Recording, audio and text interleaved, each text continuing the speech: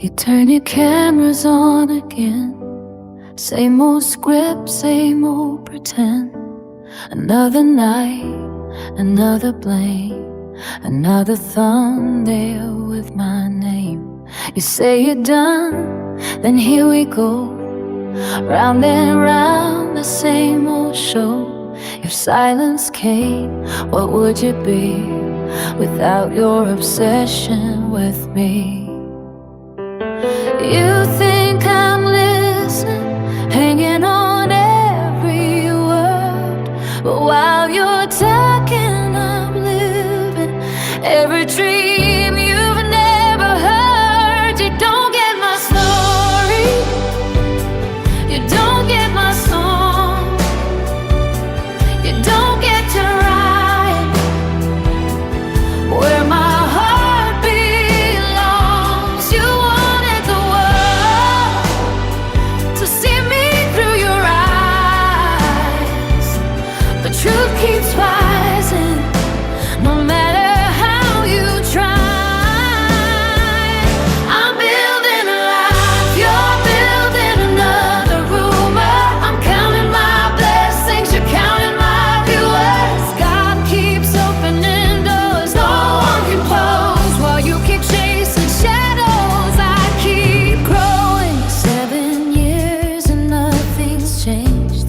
Different titles, same old game. Every road you choose to take still circles back to my name.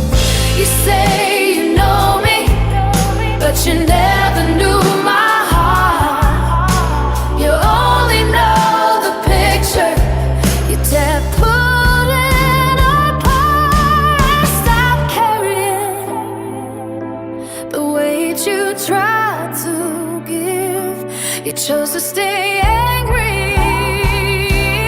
I chose to live. You don't get my story. You don't get my story. You don't get my song. You don't get to decide where I belong. Where I belong. You wanted my family, broken, my voice erased, but love is stronger than tears and hate. I'm building tomorrow, or reliving yesterday.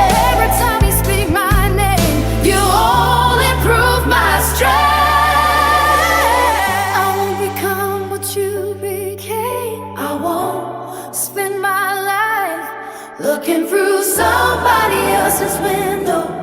I've got children laughing, I've got dreams waiting. I've got a son whose light still shines inside my heart. I've got work to do, people to love, home to build. That's where you'll never find me living in hate.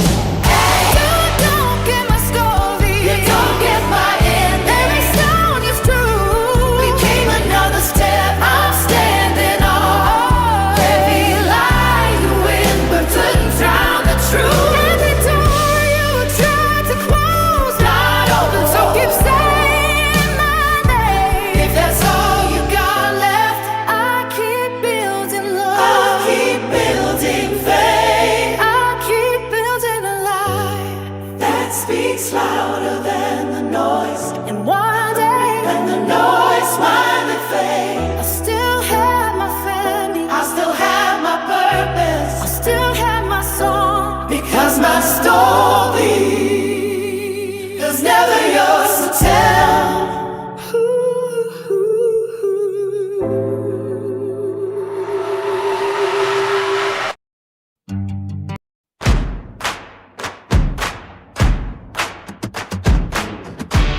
You need my name. You wake up and search for me before you even brush your teeth.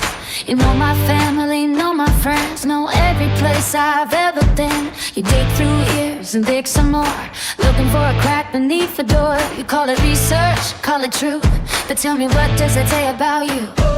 You collect pieces, twist them around, build a story from what you found. You take a little out of life, then swear the fiction is the truth you've got. You say you hate me, but you sure spend a lot of time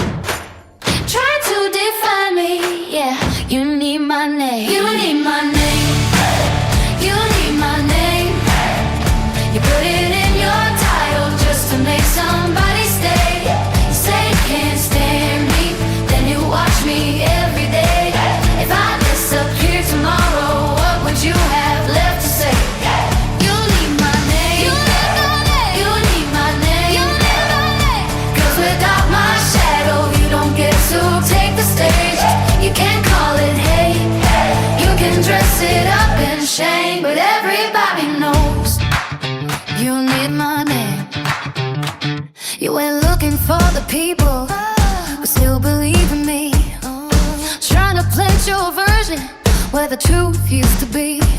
You went digging through the internet, through every word and every year. You collect a little piece of me and turn it into something I never was or did. You take the facts, add your fiction, repeat it till it sounds like truth, then pass around from voice to voice like that's what evidence can do. You talk about my family, you talk about my life, you even try to reach the places built from love after my child died. You crossed the line I never knew a person could cross and still defend and turn another piece of my life into a story for your audience again.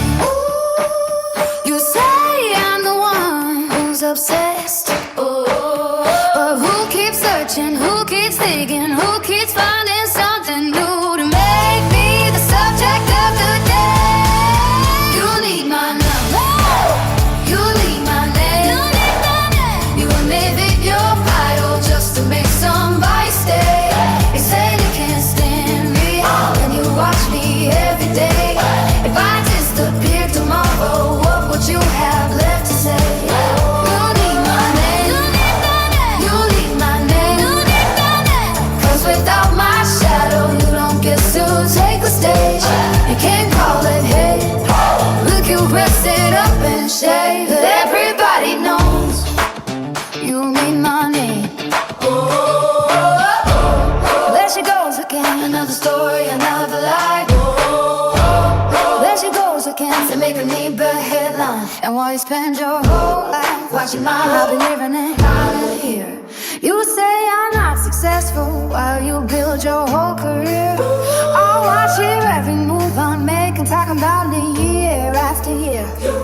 You say nobody likes me, while the people that I love keep showing up beside me. Man, the noise gets loud enough. You hate that I keep going, you hate that I still create. You hate that I do everything, I still have people who can see straight. You wanted me to disappear, you wanted me alone, but every time you try to bury me, I go another home. You don't know my whole story, you know pieces that you found, and you fill in all the blanks with the version you made out. You can say it every morning, you can say it every night, but saying something over and over doesn't make the wrong thing right. You can search through every corner, you can ask about everyone. You chase me through the shadows, but you still won't become the one who lived the life you're talking about. You weren't there. You need my name. Whoa. You need my name. You put it in your title just to make somebody stay. You say you can't stand you, let me watch me every day. If I disappear tomorrow, what would you have left to say? You need my name. You need my name. You built your little kingdom in the shadow of my flame. You can lie, you can search, you can help me.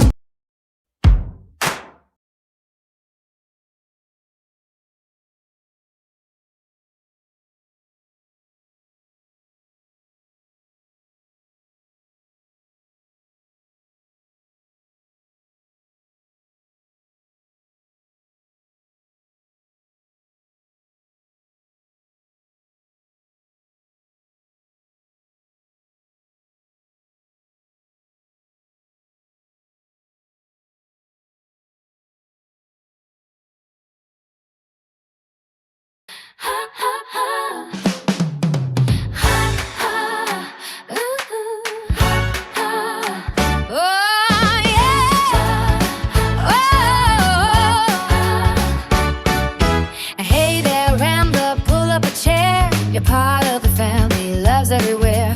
From late night laughter, stories that matter. We ramble together, it's perfectly scattered.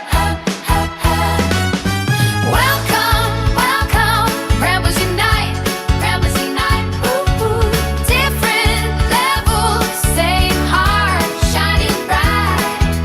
Thank you for the love, for the time that you bring.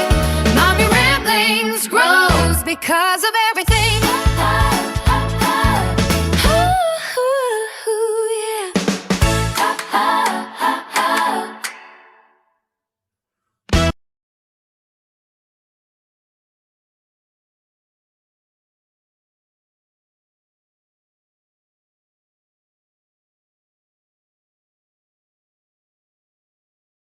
because of everything. Ooh, yeah.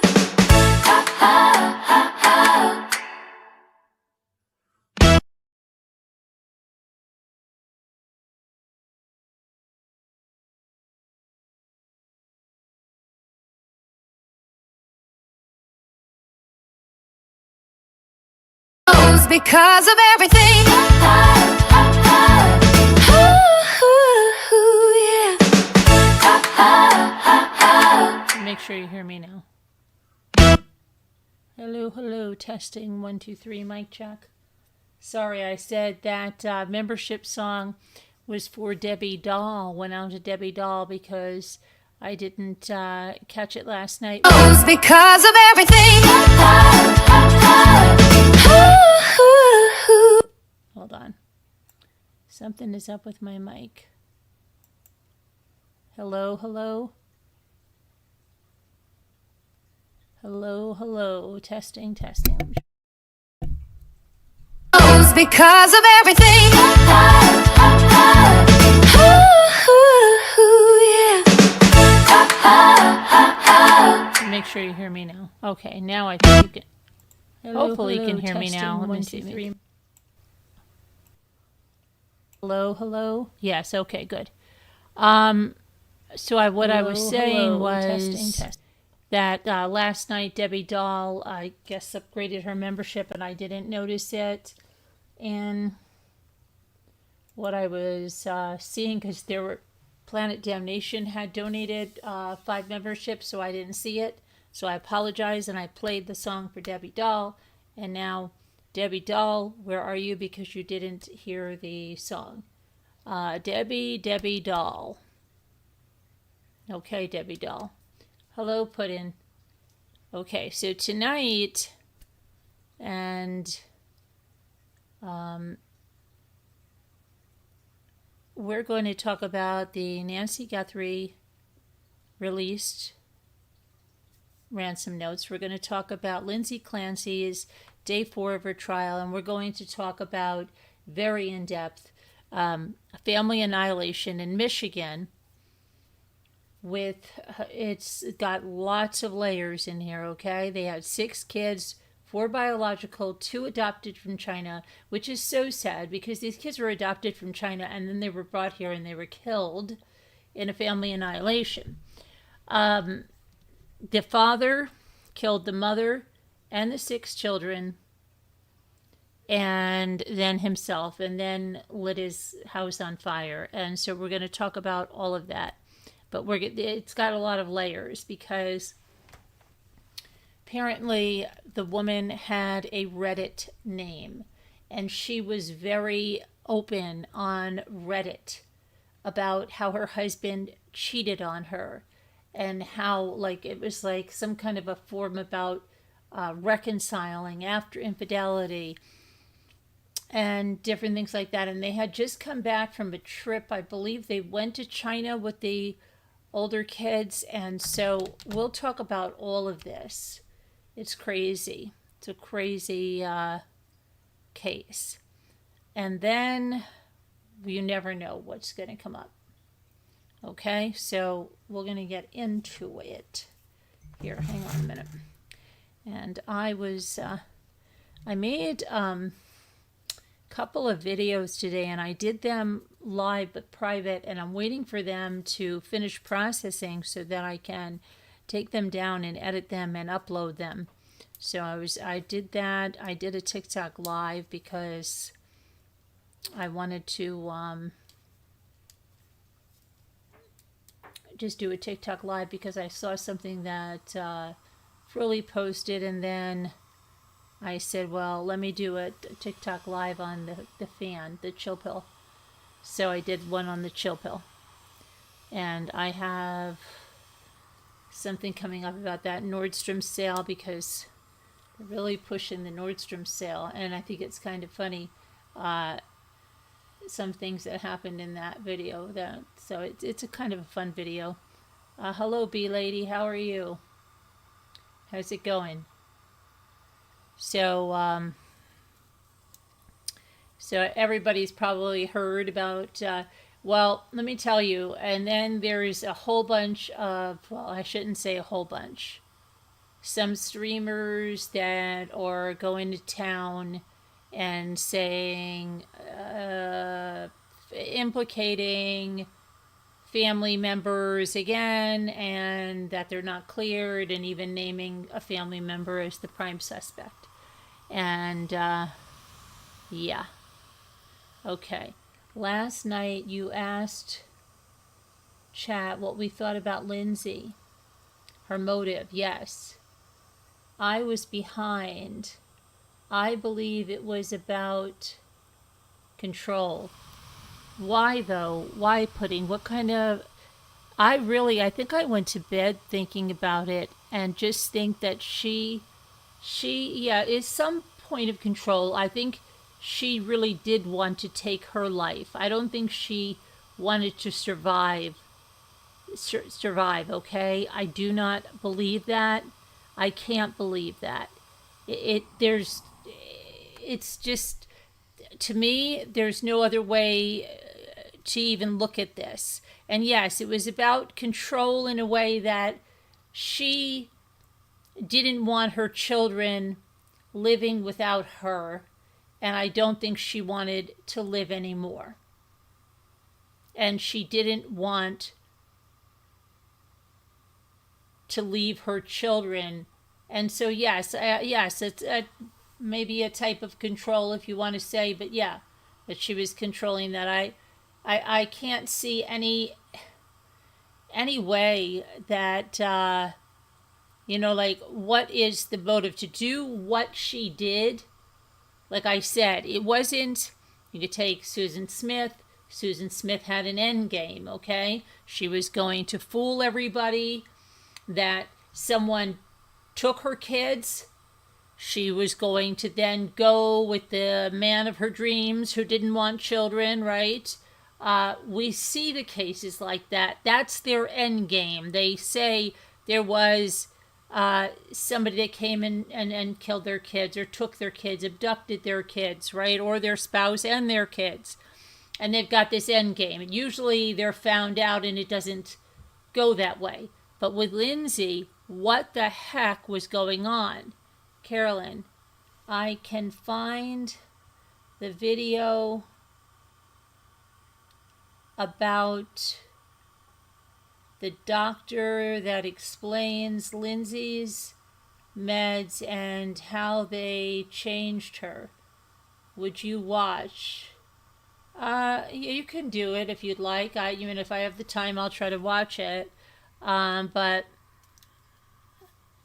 I don't know. I mean, she wasn't really taking the meds though, B. She wasn't really taking them. That's the whole thing. She wasn't.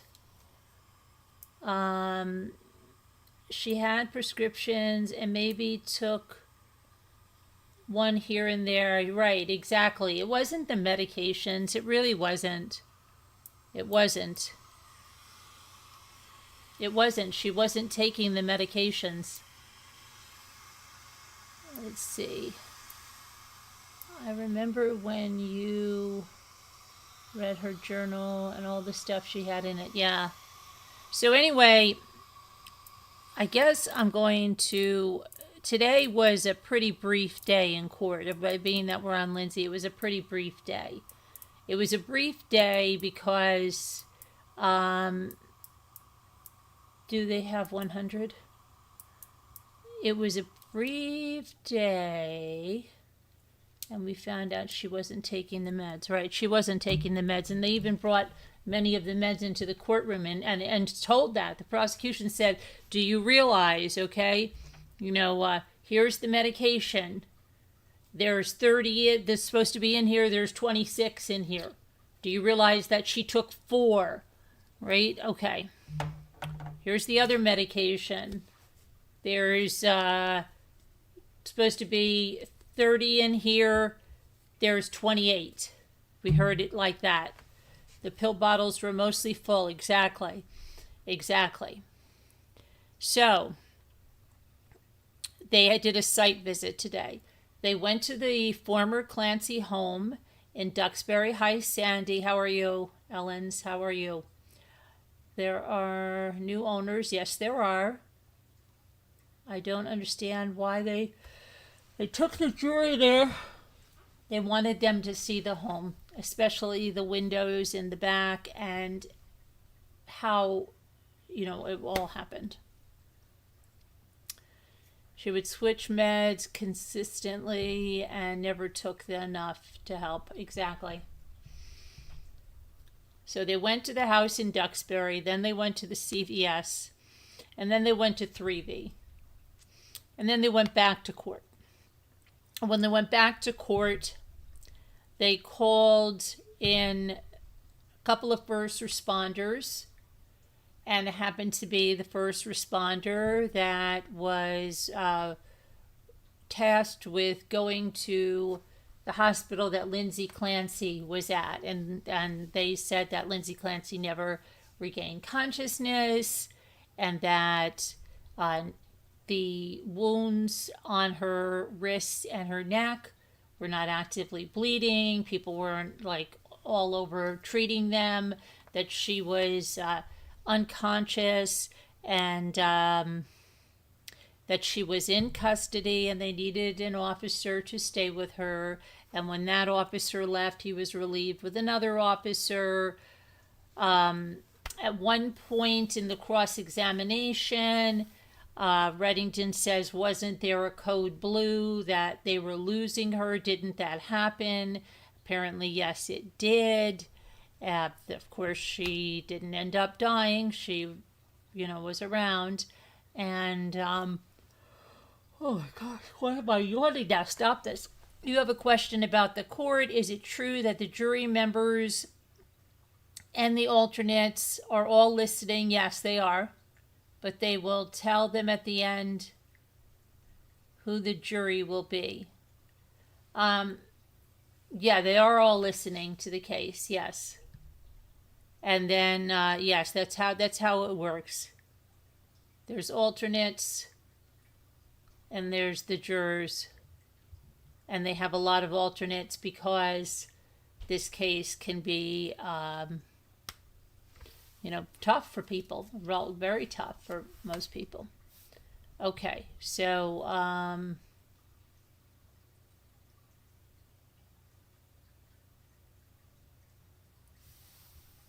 well, he can be pretty famous, but he may not know the facts of the case, though. Okay, there's a lot of people on YouTube that do certain things, but they think they know a case, but they don't really. They might know her list of medications, but they don't know how many she took. I mean, I'll tell them. Yeah, they dismiss then the alternates at the very end. Yes. Okay. So,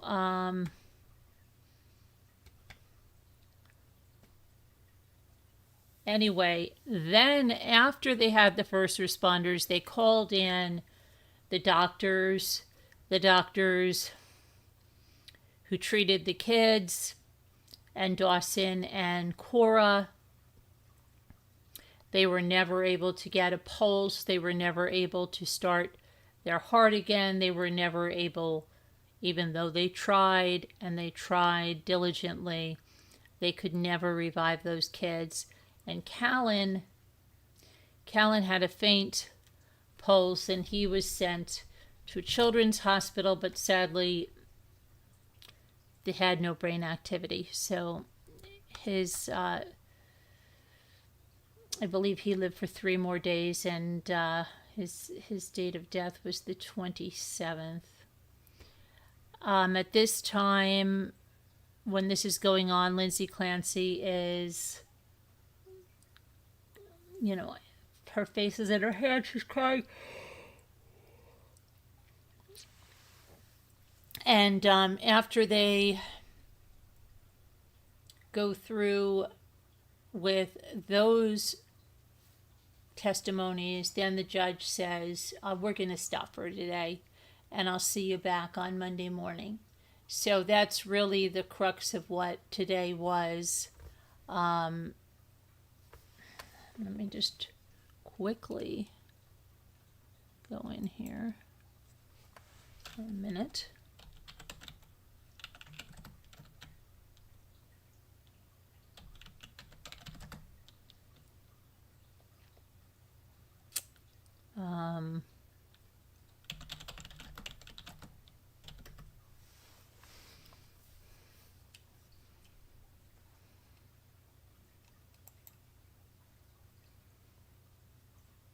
Say, jurors walk through the Massachusetts home where Lindsay Clancy strangled her 3 children to death on Friday, and they saw firsthand the place where they had previously lived an ordinary life, but it turned into a unbelievable tragedy. And then they went to those 2 businesses to try to gauge the time frame that Patrick Clancy was gone, or what Lindsay could feel would be the time frame, right? So it was a 40-minute visit. The jury also saw the yard where Lindsay Clancy was found after jumping from the 2nd-story window. They were escorted into the house in groups of 6 to view the inside of the house, including the basement where the children were killed, and then the outside, especially the backyard and the window. The journalists were kept away by a police barricade, but the court officers could be seen through the trees escorting the jurors to and from the bus alongside the Clancy's former driveway. Lindsay Clancy did not attend. She hasn't been at that home since the day of the murders. Her lawyers argue that she was in the grips of postpartum psychosis and did not know and should bear no criminal responsibility to what happened.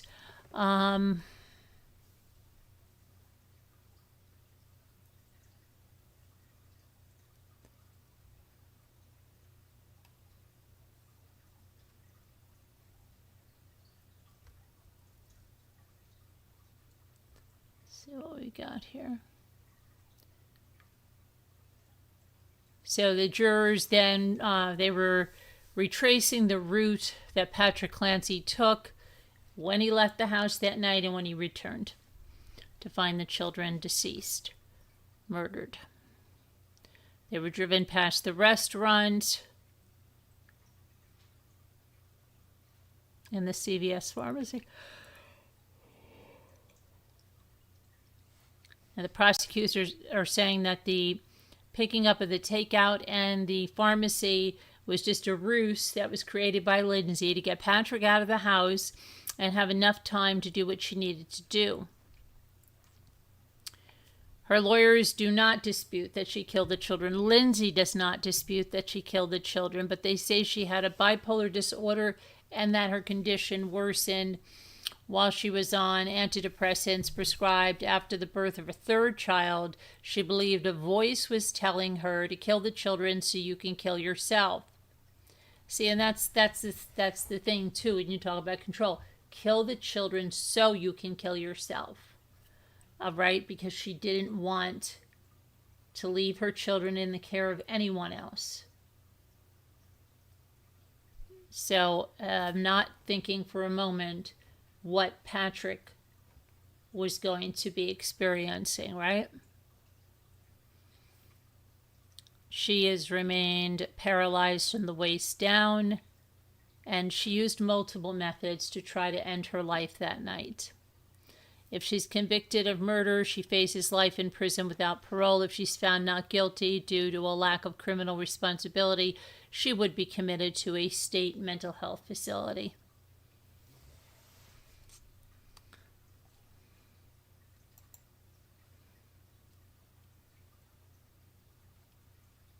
Okay, now we're going to talk about some of the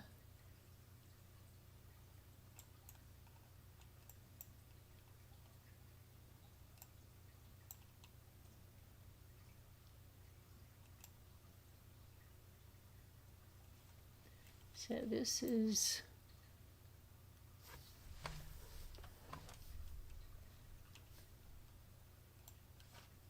I mean, you've heard it like, oh my gosh, they lived in Duxbury, blah, blah, blah, blah, blah.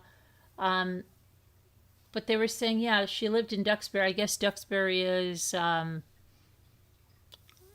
considered what, like an upper class town over in Massachusetts. But they were saying like, she didn't live in anything ostentatious. Okay, it's a nice house, but it's obviously, it's not that she was living in,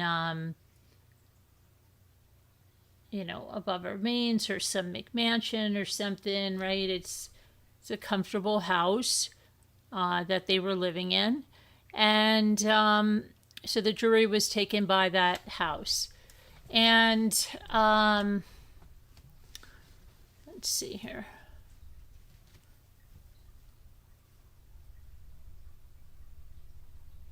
They're going to understand by going to this house how many steps Lindsay Clancy had to go up after killing the children to then take the pills and then go to that window that she went out of and get a visual looking down from that window on where she landed. Jurors were not allowed to open closet doors or touch any items inside the house. Before getting to the house, the jurors were driven by the 3V Restaurant in Plymouth, where Patrick Clancy picked up the food Lindsay ordered the night of the murders. And then they passed by the CVS in Kingston, where Patrick Clancy picked up the medicine for Cora. Let's see what we've got here.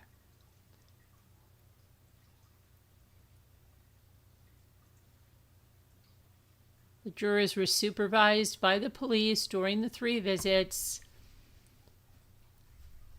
and they just wanted the jury to see firsthand what the crime scene looked like, how long it would have taken Patrick to go from point A to point B on that day.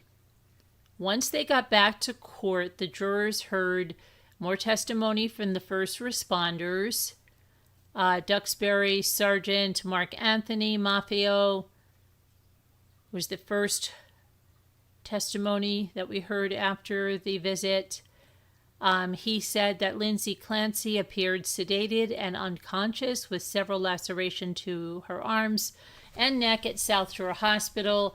Jurors were shown close-up photos of Lindsay Clancy's injuries at the hospital. During cross-examination, the attorney for Lindsay Clancy, Kevin Reddington, had Maffio confirm that there was blood on Lindsay Clancy's clothes and all over her bedroom, and he also showed the jury a photo of a bloody knife on a nightstand in the bedroom. Duxbury police officer Richard Lepard was in charge of watching Lindsay Clancy at South Shore Hospital. She seemed to be sedated. She was not speaking or anything on the hospital bed, just laying there. Lepard also rode along with Clancy in the medical helicopter when she was airlifted to Brigham and Women's Hospital in Boston, where no one was allowed to visit her.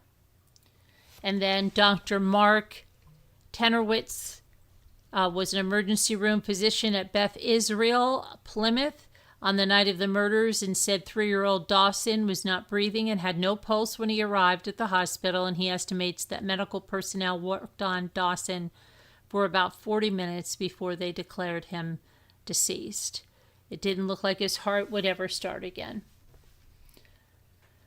Lindsay was crying, her shoulders shaking during the doctor's testimony. Dr. Benjamin Kaufman, who was also working at the hospital that night and treated baby Callan, he said that they were able to get the baby's heart beating again, but he essentially had no brain activity.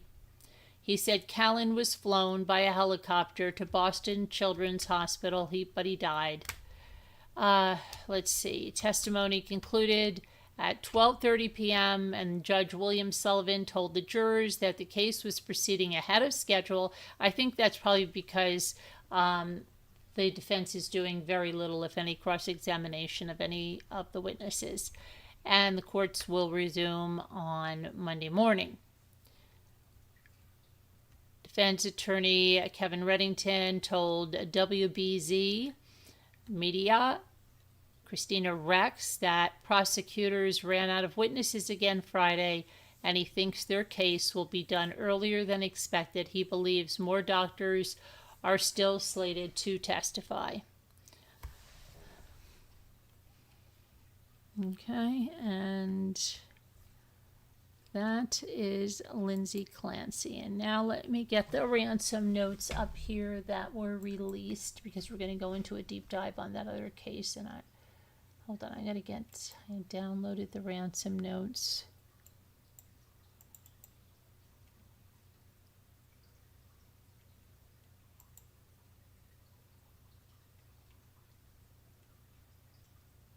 Downloaded the ransom notes. Here they are.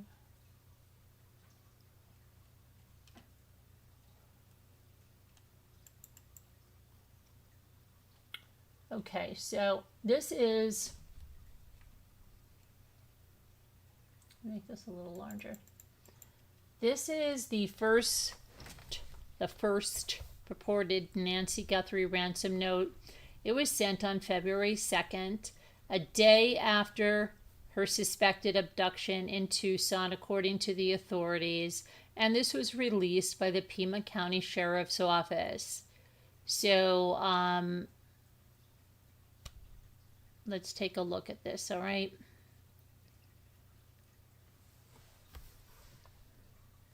And these come from KOLD.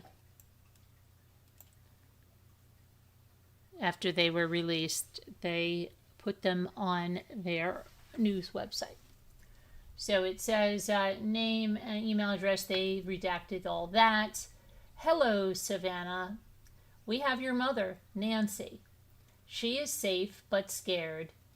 She will be held for ransom, and once payment is received, she will be released unharmed.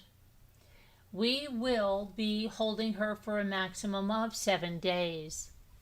You will need to send Bitcoin in the amount of $4 million before 5 p.m. on Thursday, the 5th. If payment is not received, the ransom will be increased to $6 million, which will need to be paid by 5 p.m. on Monday, the 9th. That part always seemed really shady to me. It really did. Because kidnappers of yesteryear did not act like that. You know, they didn't give you like a grace period and then, well, we're going to raise it. We'll give you some more time, but we're going to raise it then. That just sounded so weird. Hi, Jen Grill. Hello, Linda. So then it said, once payment is received to the Bitcoin address below, she will be released within 12 hours of deposit to a safe drop-off location back in Tucson. If payment is not received by the last deadline on May the 9th at 5 p.m., she will be killed. Your mother is aware of this, and her life is in your hands. It is in the best interest of everyone to have this completed as soon as possible. You will not be able to contact me from here on out. There will be no negotiations. Do not play games. Law enforcement will not be able to help you. How come I don't see Teresa? Teresa? Who's Teresa? I don't see a Teresa here. Teresa? Oh, hi, Teresa. Carolyn, I finally got a notice you're alive. Hi, Teresa. How are you? I didn't see you there. Okay. So, do not play games. Law enforcement will not be able to help you. She had a white smartwatch on the floor of the foot of her bed, and the white floodlight in the backyard was destroyed. Okay, so there's the message about the floodlight and the white smartwatch on the floor of the foot of her bed. Okay, and then That was February 2nd. And then 4 days later, on February 6th, which I don't understand because the first deadline was the 5th. So this is what doesn't make sense to me, right? If they didn't send the second note until the 6th, and they gave that information, then how did they believe this if they didn't pay this? Or were they going to wait around until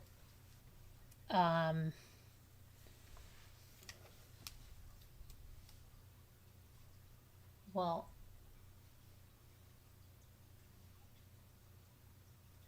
yeah, the 5th is the first. Yeah, I don't know. That doesn't jive so much. Okay, and let me go to the other ransom note.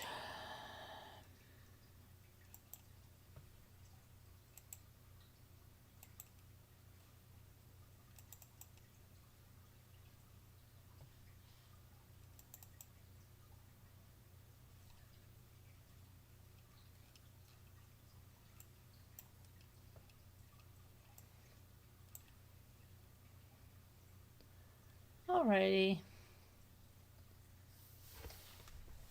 KOLD, right? Sent to KOLD. Second message was sent on February 6th, and authorities say it shares the same unique linguistic style as the original ransom demand. Guthrie family, we did not fully grasp the seriousness of her physical condition. See, they don't say your mother anymore. They say her, just her. We never intended to hurt her. That was not our intention.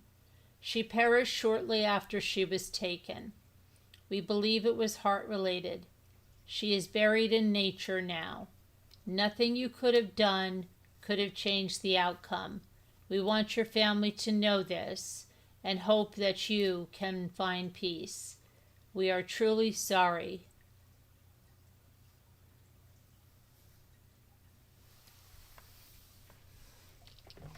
So there you have it.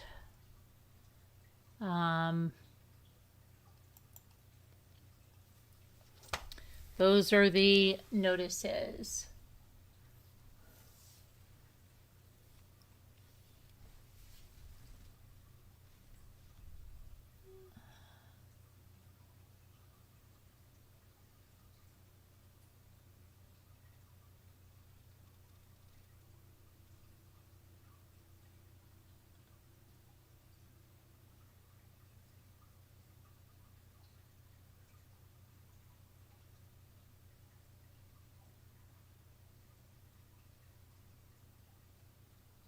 Okay, so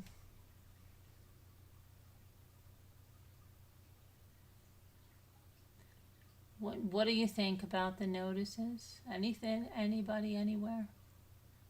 Anybody? Anywhere? Are you just Guthrie'd out? What's going on?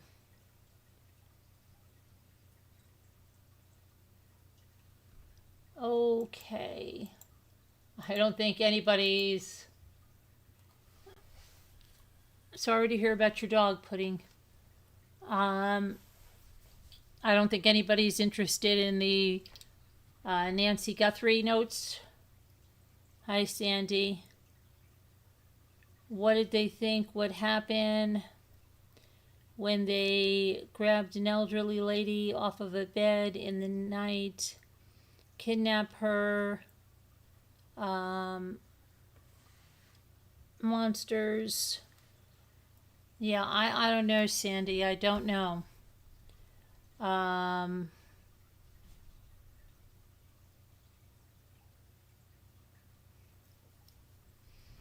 don't know, but that's their big thing, and I don't know why these other channels have spun this around now into mean 90,000 other things.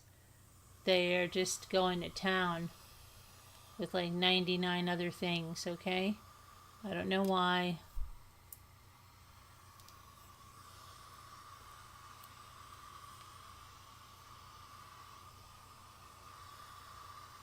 Well, I know why. Look, come on, I know why. You know why too. Uh,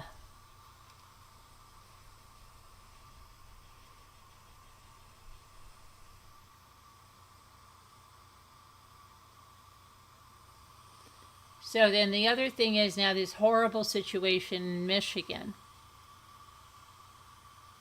Do you guys are any of you familiar with the situation in Michigan?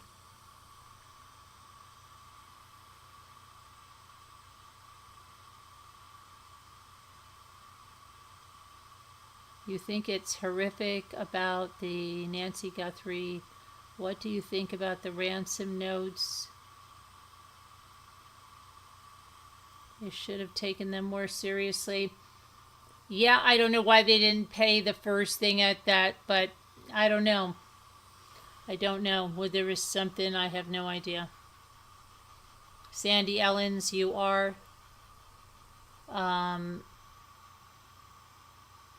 There was somebody I used to have here.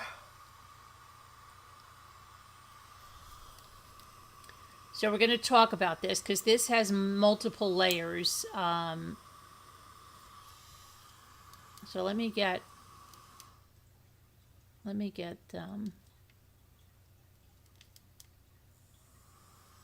put this down here.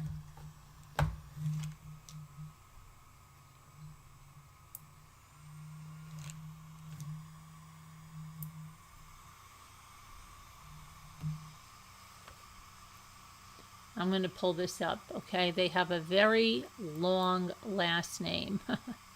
Very long. And the father's name is Christopher. Another family annihilated named Christopher, but this one is named Christopher with a K. And their last name is Carol Kiewitz. Carol Kiewitz. Carol Kiewitz. Carol Kiewitz. Okay. Now this is something. Listen to this one. Amanda Mandy Carol Kiewitz, her father, Gary Anderson, spoke out after she was murdered and said he still loves her husband, Christopher, after he killed her and their 6 kids in an apparent murder-suicide. I love my daughter, Mandy. He says, I love my daughter, Mandy. I love those 6 children. In a way, I still love Chris. Wow. Anderson added that he was still struggling to understand the why. I'm sure that will come out in the future. I have no idea why, he said. Speculation is what I have a disdain for. It's very clear that he did... Excuse me, hold on. What the heck did I just lose this thing here? It's very clear that he did what he did. Now, Christopher is 47 years old. He shot and killed Mandy, who was only 39. I believe she was only 39 years old. Oh my gosh. Only 39. Wow. And if you hear the way she's talking when we look at the post that she made, poor thing, about herself, you know, when he cheated on her. I'll tell you. Hold on. This is the couple right here.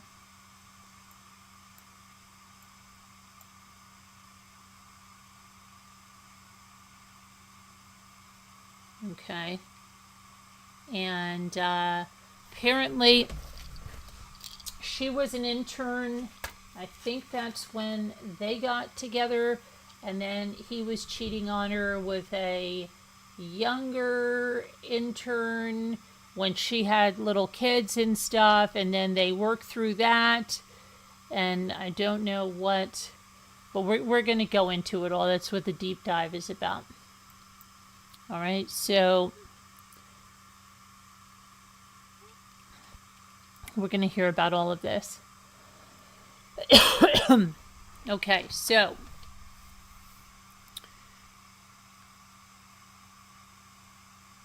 So he shot and killed Mandy, 39, and their 6 kids on July 24th before he set their Michigan home on fire. And 2 years before this, Mandy had opened up about their marital problems in a series of Reddit threads, and she explained that Christopher had previously cheated on her with an intern.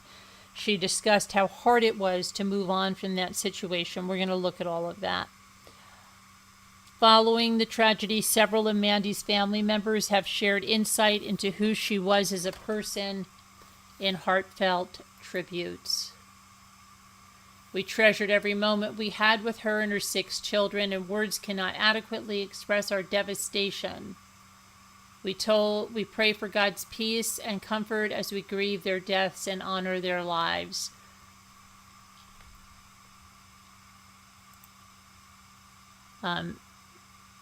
That was Mandy's mom.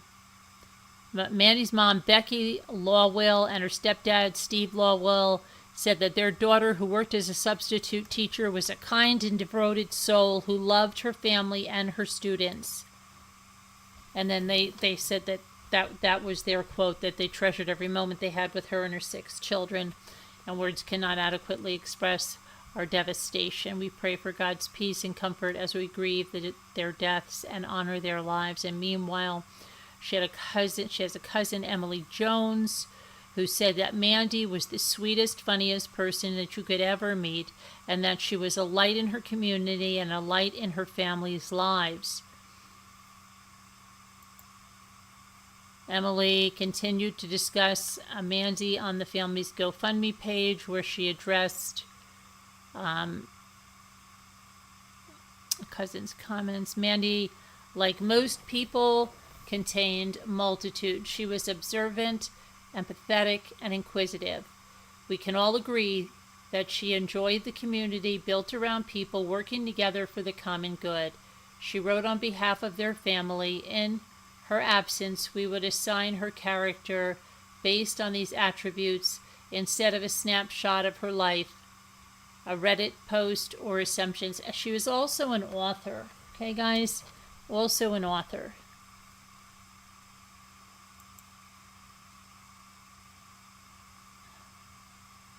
So let's first find out about her as an author.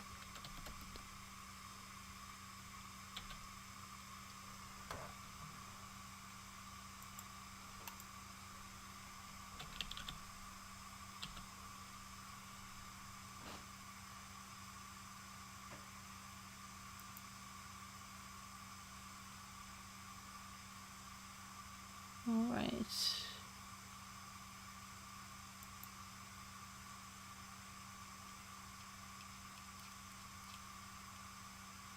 She was the author of a book that was dedicated to her 6 kids. Again, 4 biological children and 2 adopted from China.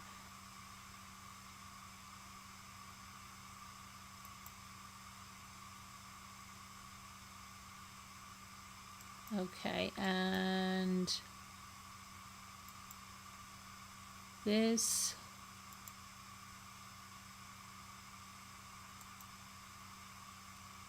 trying to get this open for you guys. Hang on one second. Okay, so this is the cover of the musical mantra, a tiny book about self-talk, and her 2 daughters adopted from China, and then 4 biological sons.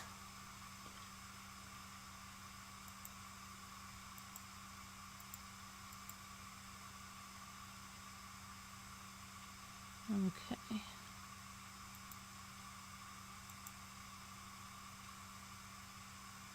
The story, let me get over here.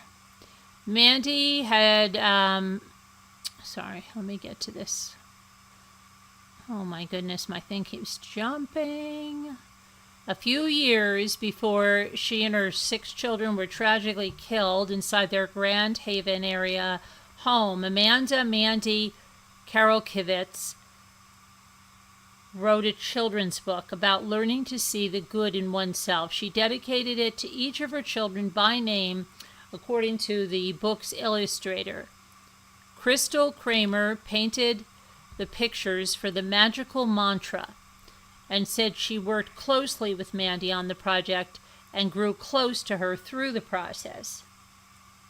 Mandy had told her the idea for the book grew out of raising her 6 children. In a statement shared on Instagram Tuesday, Kramer wrote that working with Mandy meant sharing conversations about life, about their families and children, and about the small victories of motherhood. She said it was very clear in every conversation how deeply Mandy loved her family, and that love, she said, is woven into every page of the book. If there is one thing I know about Mandy, it is that she loved her children with every part of her being. Mandy, 39, and her 6 children, including 4 biological sons, aged 15, 12, 11, and 5, and 2 adopted 11-year-old daughters were found. So she had 3 11-year-olds, were found dead Friday, July 24th, inside their home on Riverside Trail in Grand Haven Township after emergency crews responded to a fire. Her husband, Christopher, was also found deceased. The Ottawa County Sheriff's Office is still investigating, but they confirmed Monday that the tragedy was an apparent murder-suicide. Autopsies indicated that Christopher shot and killed his wife and their 6 children, and then set multiple fires on the first floor and in the basement of the home before he took his own life with the gun. The manner of death for Amanda and the 6 children was ruled a homicide, and the manner of the death for Christopher was ruled a suicide, according to Ottawa County Sheriff's Office Captain Jacob Sparks. All right, let me...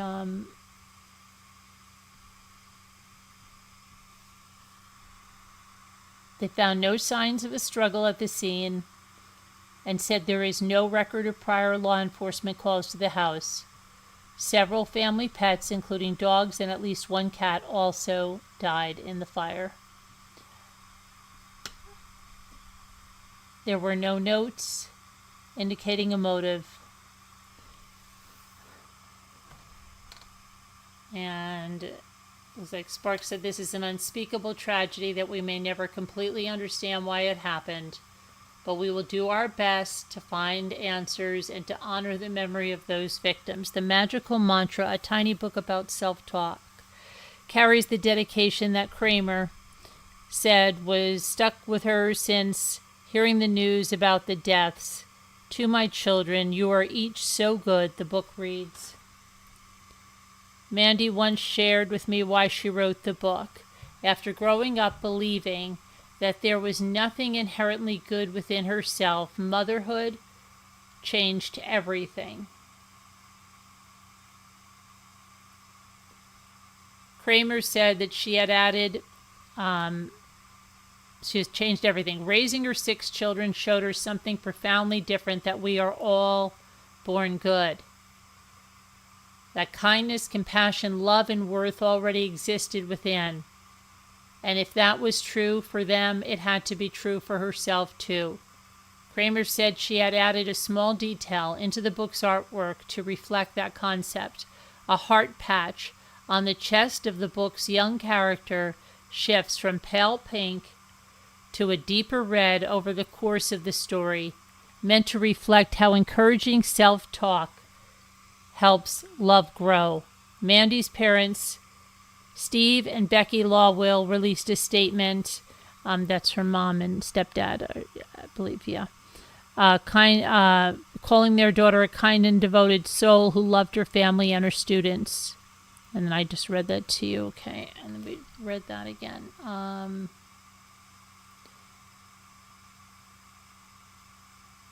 then there was a letter from the superintendent. let's see, Christopher Karlkovitz had worked at the American Heart Association, but that employment ended earlier this month.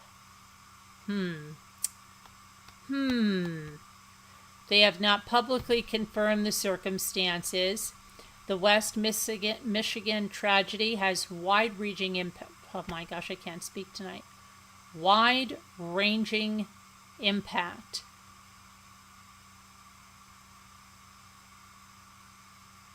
The family has asked the community to keep them in their thoughts and prayers and to give them space to grieve.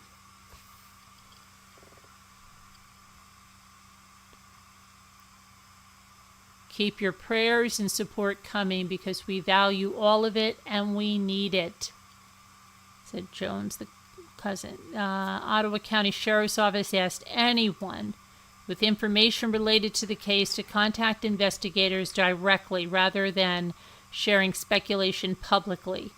The investigation remains open. Okay, so now, hang on a moment.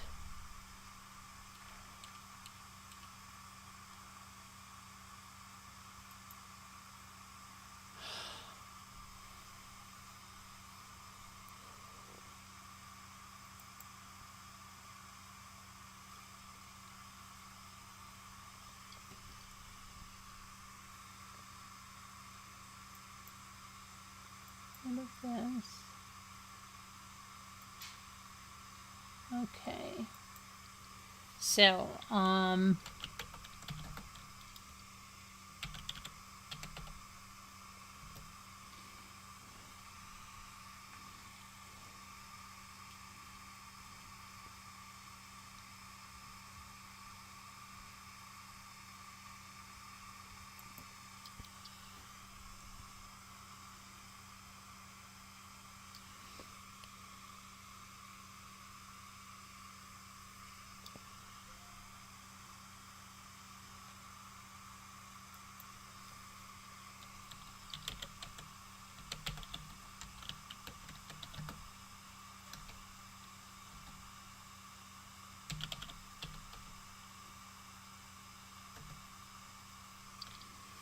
okay, hang on one sec. I'm just going to pull up something.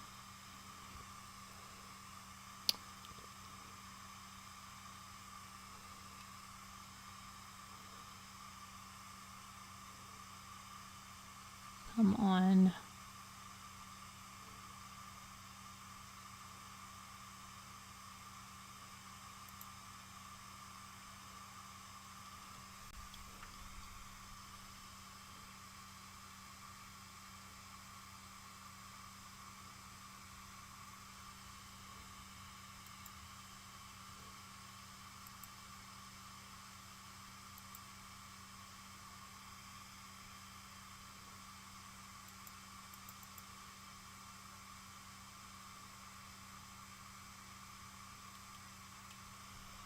Okay, let's see what this is.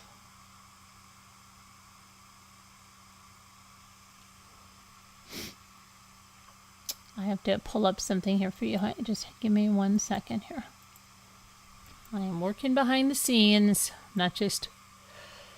Excuse me.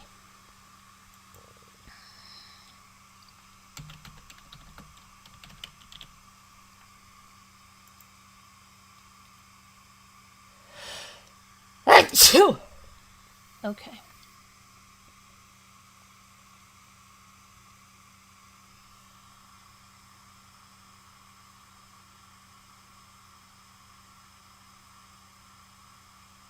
So before this, okay, just days before their murder, Mandy, I'm just going to call her Mandy K. I'm not going to keep pronouncing that name. Mandy K took two of her children, her adopted daughters, on a trip to China, visiting places like Shanghai, Disneyland Park. Meanwhile, her husband presumably stayed back with the 4 other children. It appears Mandy and the girls returned home around July 18th, and just days later, on July 24th, they were all killed. Terrible. So, yeah, Mandy and the girls.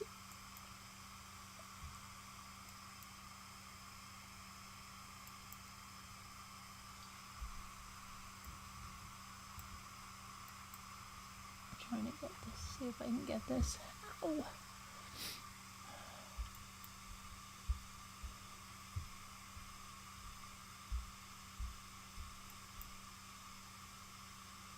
Where did that picture just go? I was going to bring that picture over. And I don't know where you just went. Oh, here you are. Okay. I have to make it much smaller. Hang on.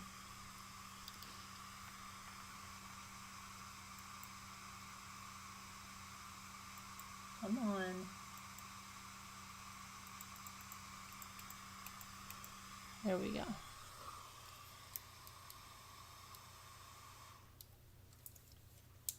Okay.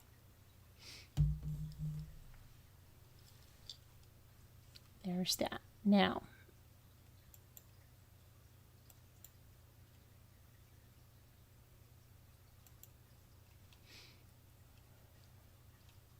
oh my gosh, I just can't believe this. I just closed out what I was looking at. Hang on.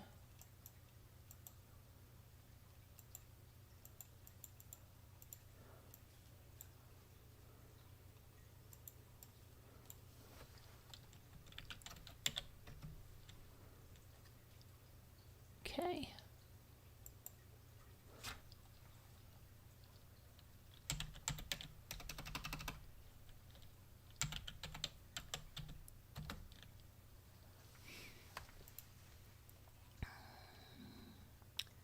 All right, so one of the things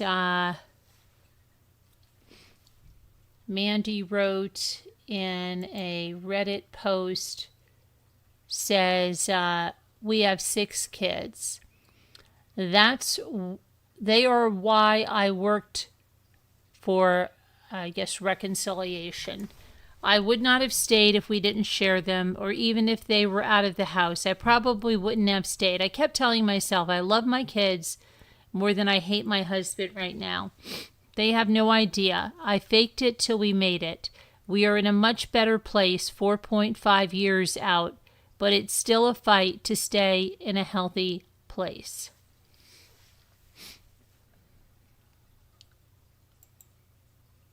So, and these were newly discovered Reddit posts that were in a group about reconciling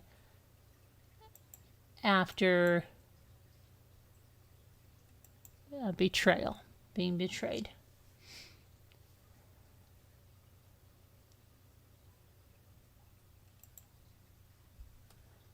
Here's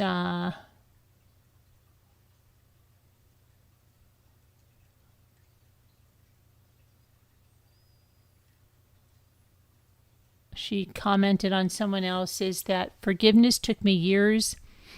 As terrible as it is to say, it also took me seeing him experiencing what I believe to be the negative karma he brought on himself through his shite choices. I felt like I could finally forgive once I saw the scales of pain balanced a little, knowing he wasn't getting off easy. Trust is a different story. The insecurity and fears run deep. It's on the WS, I'm not sure what that stands for, to meet you there every single time and to prove themselves over and over again. It's the bed they made. That must be the wandering spouse, probably. We have come a long way.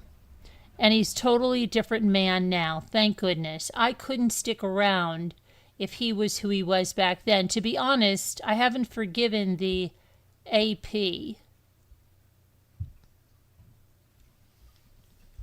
Adulterous partner? But then what is the WS? I don't know. 4.5 years later, I hate her. Oh, I guess that the person he was with every fiber of my being, and she should be worried if I ended up in the same room as me. My WH, no, it's a WH, has had to witness the pain my WH.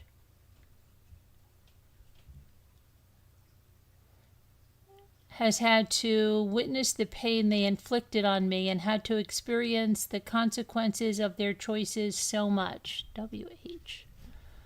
It's frustrating to feel like someone who caused so much trauma in your life is getting off scot-free. I still wish I could witness her pain and see some karma hit her hard. You're not attempting to reconcile with the AP, so I don't think forgiveness is necessary there. You're not required to forgive everyone who causes you harm. I'm so sorry you're on this journey. It's still so early for you. It's the hardest thing I've ever done. Take things moment by moment and know that even when it seems like you'll feel this much pain forever, it's not. Things will get better one way or another.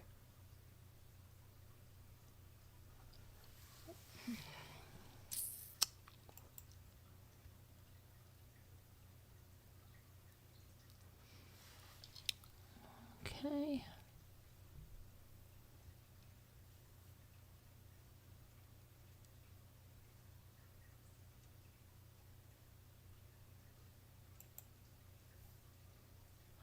And then she wrote in an adoption form, my daughters are Chinese and their naturalization paperwork was sufficient for their American passports. Did you receive the green naturalization document when you were adopted? We didn't have to send any of their Chinese paperwork with their passport applications. This was in 2017 and 2018, it looks like. So sorry, this is so frustrating, I'm sure.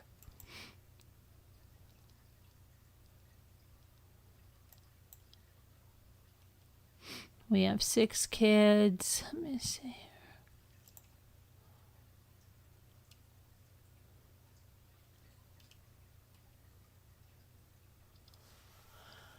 Let's see.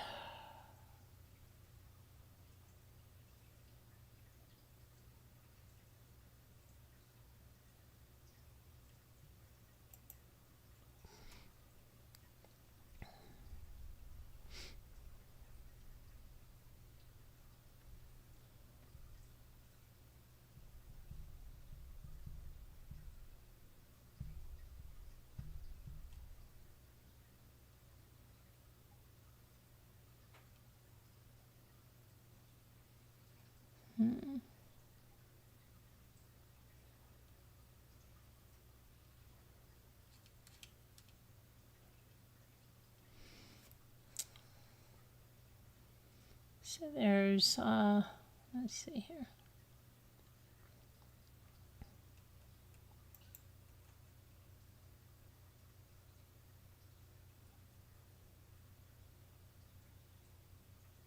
There was one thing where she talked about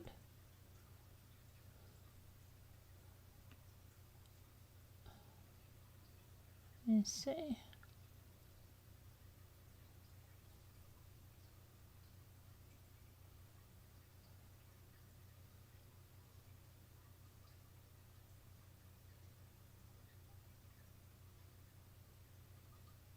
After about a year of self-loathing, I remember crying and looking at myself in the mirror and realizing how effed up it was that I was the one who was living so miserably because of what he did. I finally realized that I had been the only person who has ever showed up for myself my whole entire life. I didn't deserve to treat myself the way I had been. I decided to rewire my brain as best I could. I literally filled up journal after journal upon journal with nice things about myself, even if I didn't believe them. I stopped dressing for him and chose to dress for myself. I experimented with my natural curls and I wore less makeup. I really leaned into the spiritual experience of getting to know and appreciate myself. It was the best thing I ever did for myself. Don't get me wrong. I sometimes still feel insecure, and 4.5 years out from D-Day, I still occasionally get triggers that suck me in, but my self-esteem is now able to withstand those triggers instead of resorting to, I'm the worst, I hate myself. I now find my internal dialogue being more, I don't deserve this, why am I still living like this type talk.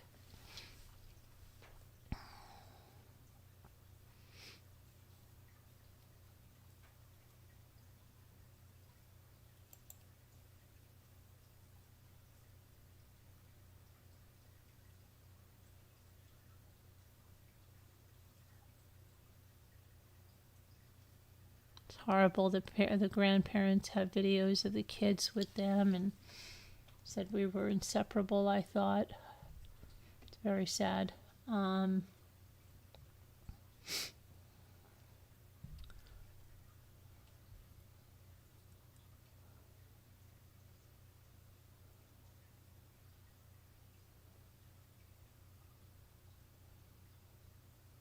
So his employment was ended. Why was his employment ended? I wonder if it had anything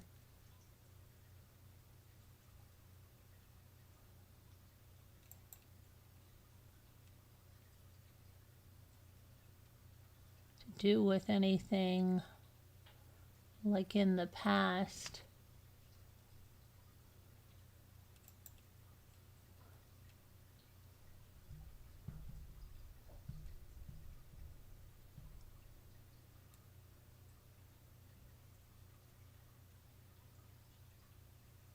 Oh, listen to this thing.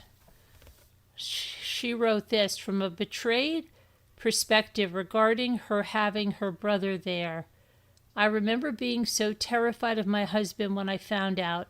I realized in an instant that since I never thought he was the type of person to cheat, then for all I know, he could also be the type of man to hurt me or worse. When feeling backed into a corner, he suddenly felt like a stranger who would react unpredictably, as evidenced by his infidelity. So I felt incredibly unsafe. The first night I was specifically afraid he was a Chris Watts. Wow. Nothing in his past indicated that, but I never thought he was the type of man who would destroy his family. If anything, that's a huge indicator of how unsafe she is currently feeling. She's talking about someone using that as a gauge in seeing how much work you will have to do to gain back her trust if she decides to stay. I guess she's talking to someone about their wife. Just please know, if she decides to stay, this will be with you permanently. She may heal and forgive you, but you have got to be prepared for her to be triggered years from now, decades even. I was just trying to think about something.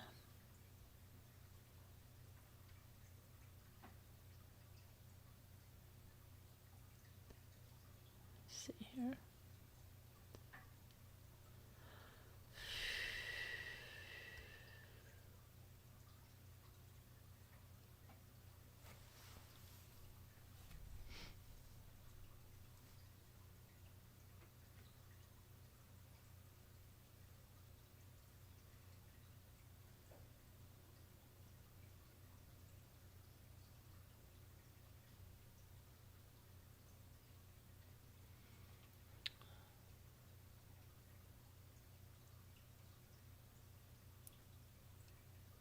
Okay.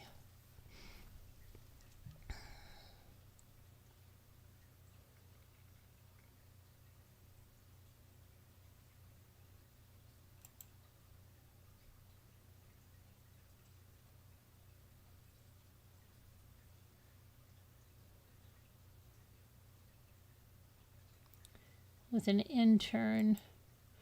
Okay, hang on 1 second. This one.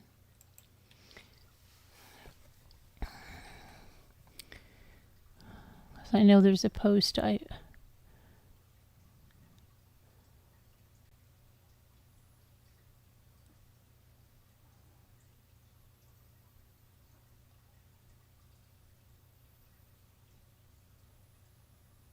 While authors have yet to say what set the husband and wife off, based on Reddit posts some 2 years ago by Amanda, reveal Christopher was having an emotional affair with a much younger intern at his office 6 years ago. Was it just emotional? It was just an emotional one? I don't know if it was. Was it? Amanda described her life like living in a Hallmark movie. Let me see. So she responded to somebody saying, I feel you. My WH literally cheated with a younger version of me, except way wilder than I ever was. That doesn't sound like it was emotional only. When my H and I met, I was the intern at the company we both worked for. He was divorced and older than me. Fast forward 10 years and 5 kids, he was cheating with the intern again. The same age I was when I was the intern. I was 5 babies in, and I was actually not in bad physical shape, but I was in the trenches of little kids and just couldn't be who I was before. He had gotten a bonus literally days after D-Day, and I told him I was using it to pay off my credit card to get Botox, Invisalign, hair extensions, and new clothes that made me feel pretty. I lost tons of weight during the aftermath, but I guess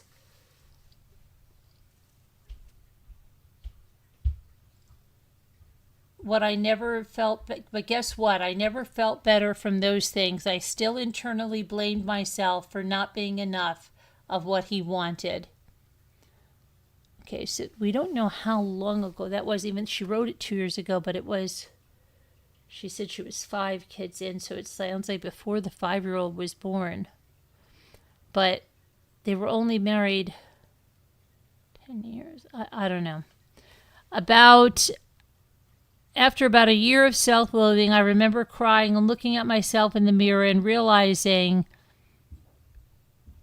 it was the one who was living so miserably because of what he did. I finally realized that I had been the only person who has ever shown up for myself my entire life. Okay, we heard that part, right? Okay.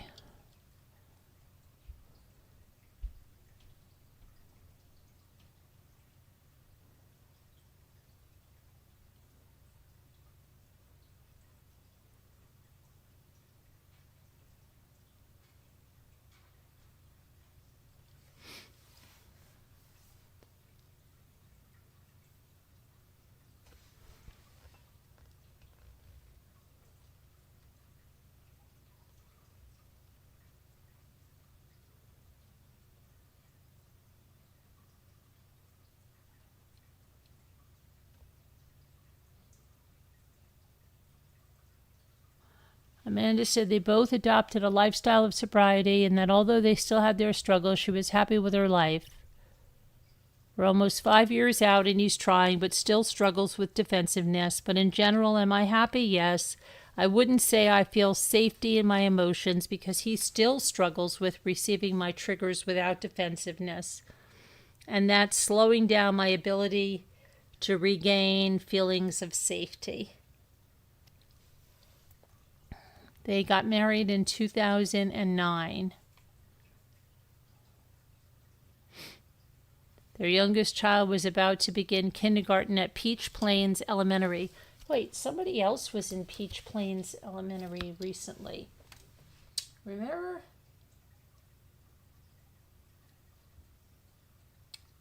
I just heard that recently in another case.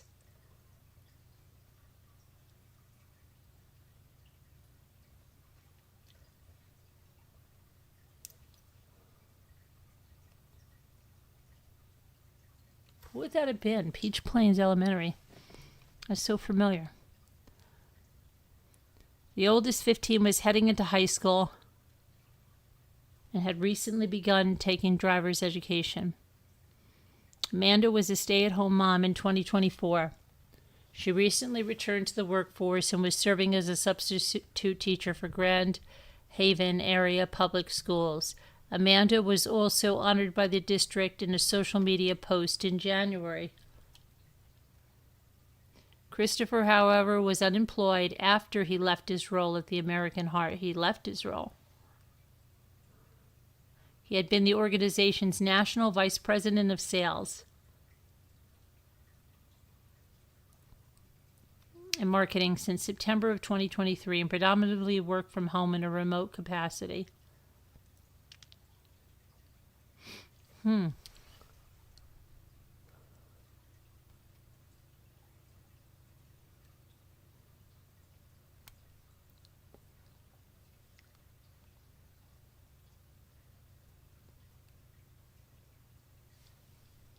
Strange.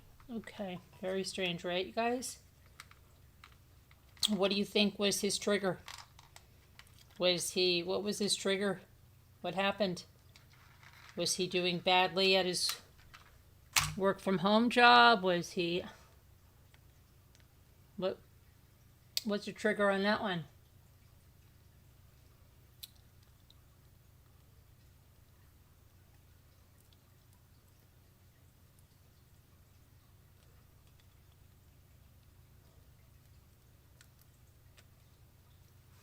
I'm going to come back and see what you're saying.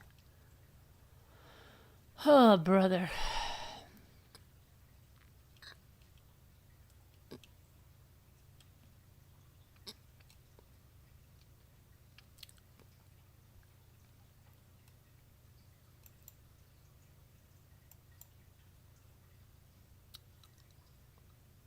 What the what? Where are you guys? I can't find the,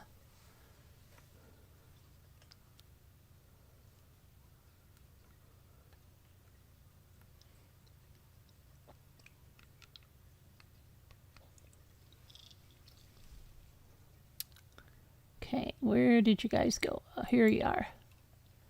Okay, hi Super Chat. Are they Mormon? You know what? I'll take a look. I don't know. Debbie Doll, you missed. I played the membership song for you. You're going to have to rewind. Hi Jet Set, how are you? Who's got a migraine? Oh, hope your migraine goes away, Jen.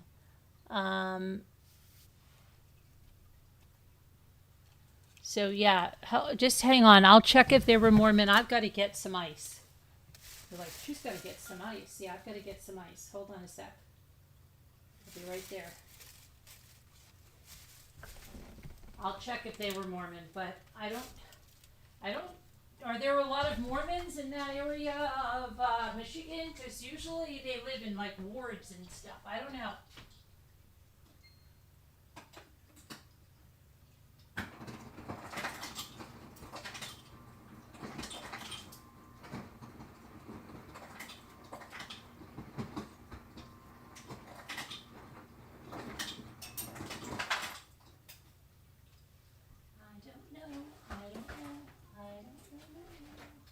I don't know.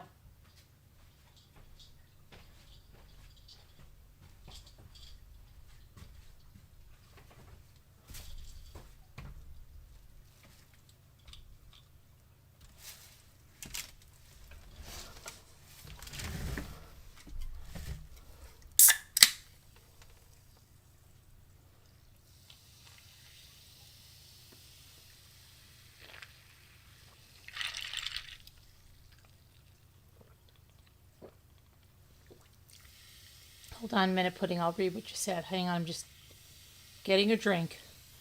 So besides the assistant he cheated with, he didn't have a girlfriend. I don't see one. No, I don't see anything about that. I do not see anything about that.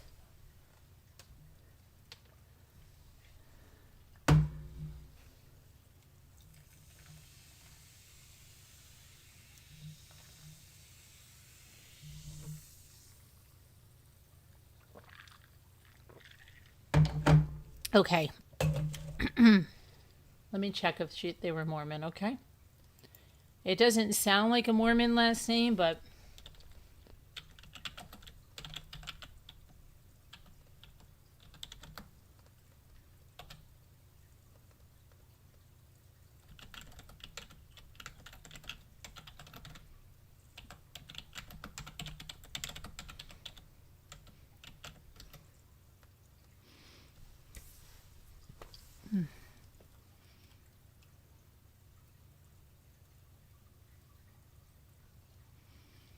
Christopher or the Michigan couple,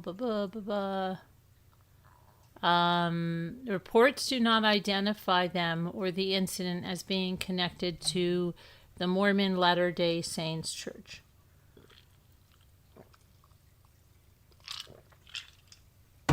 Yeah, I don't think so.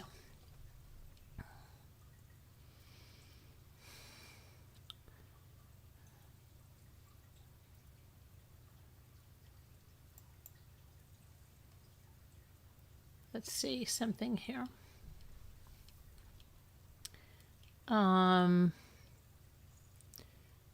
Michigan father Christopher Carroll Carol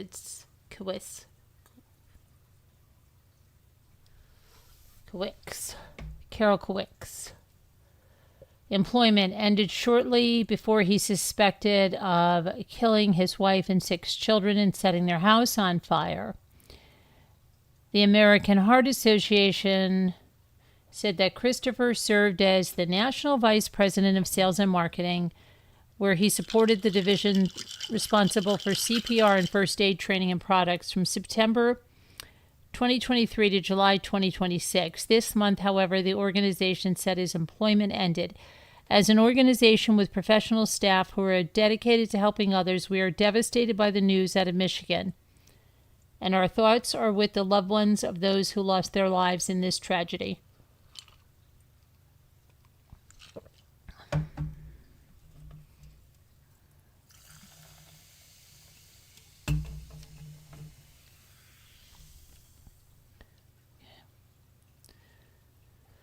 All right. What else? Here's the couple.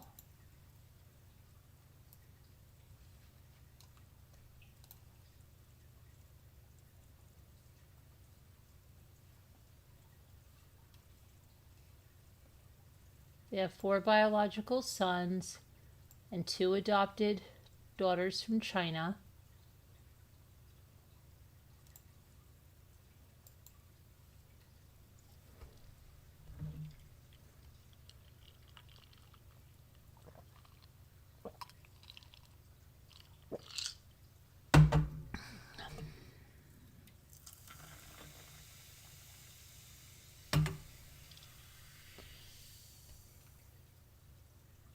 She had just come back from a trip to China with her 2 daughters.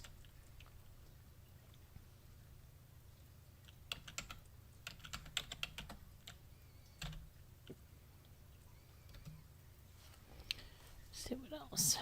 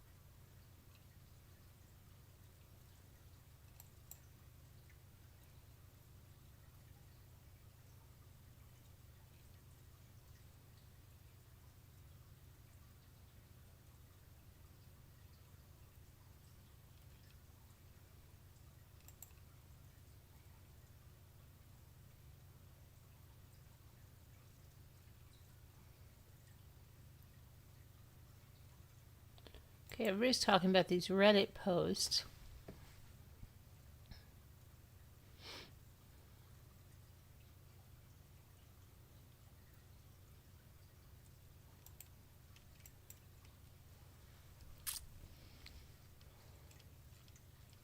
So on January 8th, she was given let me see here. This tribute in January by the public schools. They said, this is Grand Haven Area Public Schools. This year, our staff have been able to submit shout-outs for what we called gold standard moments, recognizing the impact they see in their fellow Buccaneer colleagues across the district.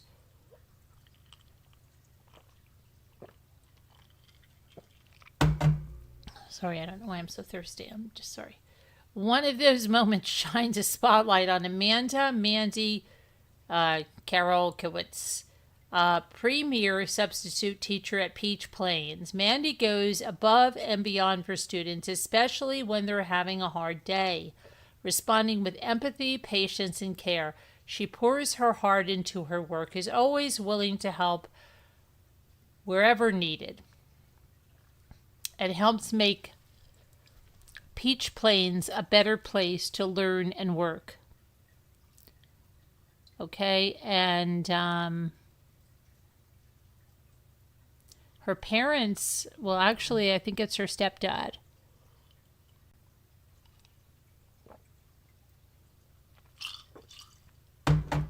who has a picture, I think, of her mom and him, wrote on that Steve Law will 28 weeks ago. We are so proud of you, Mandy. So blessed to have you as our daughter and mother to our 6 grandchildren. Grand Haven is fortunate to have you, and you are so fortunate to have been given this opportunity to share your incredible gifts.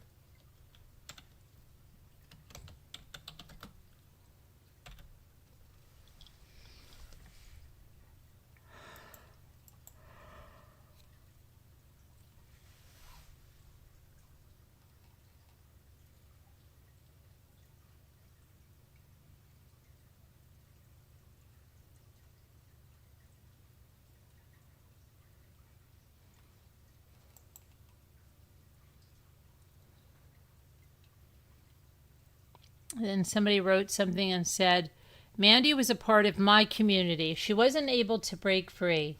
Her story and the life stories of her children ended in tragedy. While I'm grateful that my story ended differently, I'm heartbroken for the tremendous loss of this family. Pray for those left behind. Pray for those of us who broke free. If you see a family in distress, intervene. Lives are dependent on people who see something that's off, stepping up and saying something. I don't know what community she is talking about, this person. Trying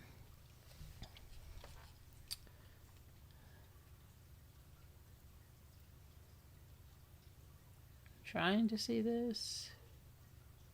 Oh, well, she has another post about her friend who's a special needs adoptive mom. Was it adoptive part of the...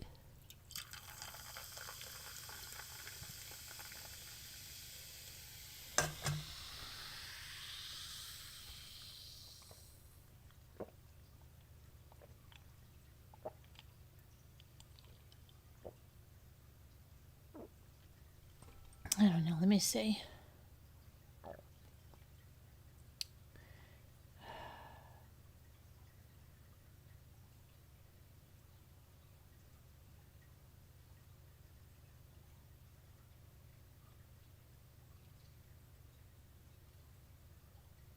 I don't know.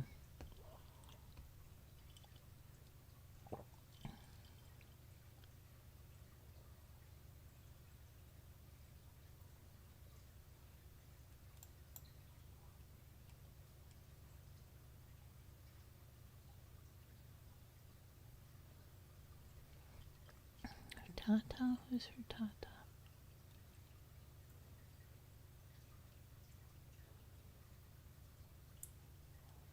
I don't know what now I'm going down another rabbit hole, so I'm just going to stop that rabbit hole.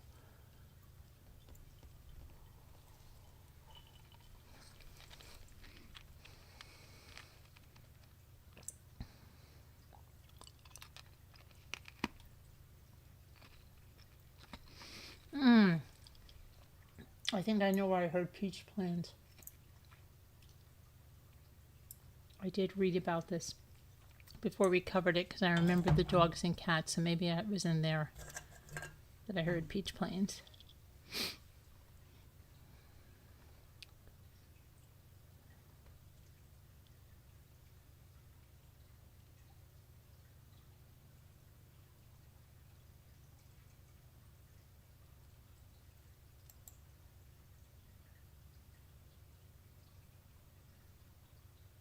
What are they saying? Amanda detailed the plastic surgery she wanted to undergo but couldn't afford. I guess she had a TikTok channel. And that her husband had undergone something.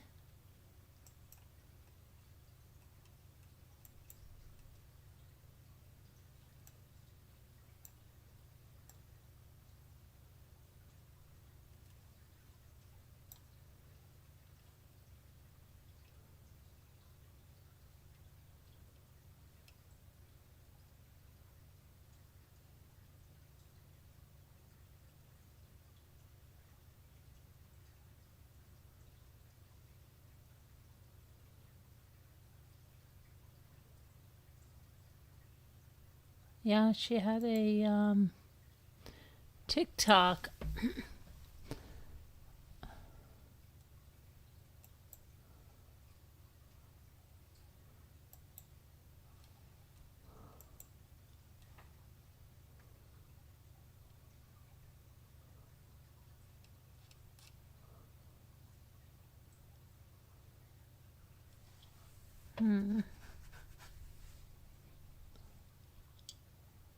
What's this? Sterile father. What?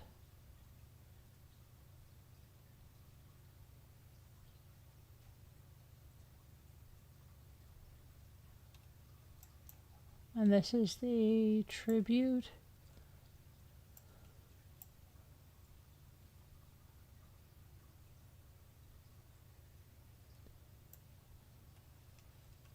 Outside the house. Prayer vigil, it says over there. So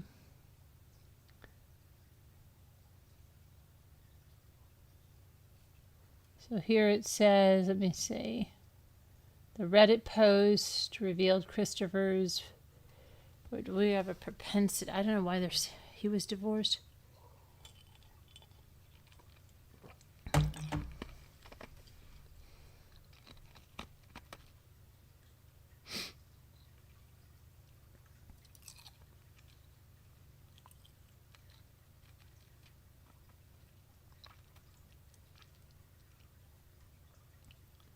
I wonder what their last text messages and things like that, right?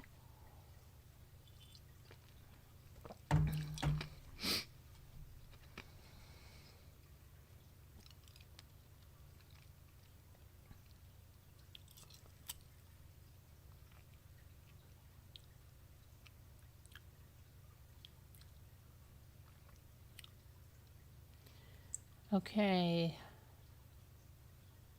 Just terrible. I just not.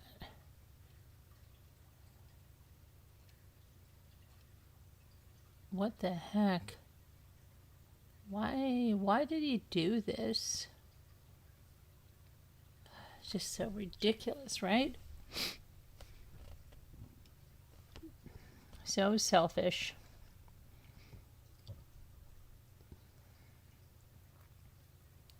House was apparently full of smoke, it said on dispatch.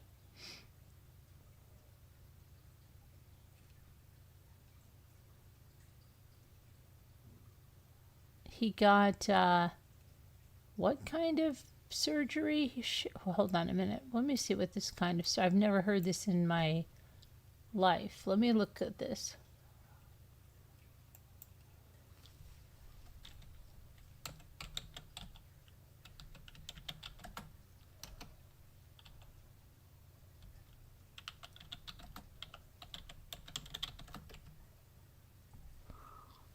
An eyelid procedure.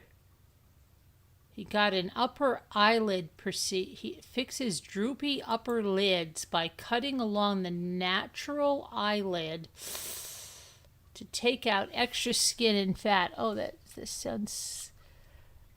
There's a lower one that smooths out the under eye bags and puffiness by making a cut done under local anesthetic. Oh boy.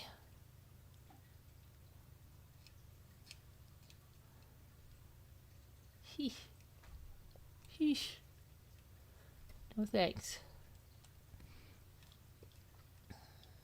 Okay, so let me go back over here to where you guys are. Hold on, I gotta see if this is ready to go yet.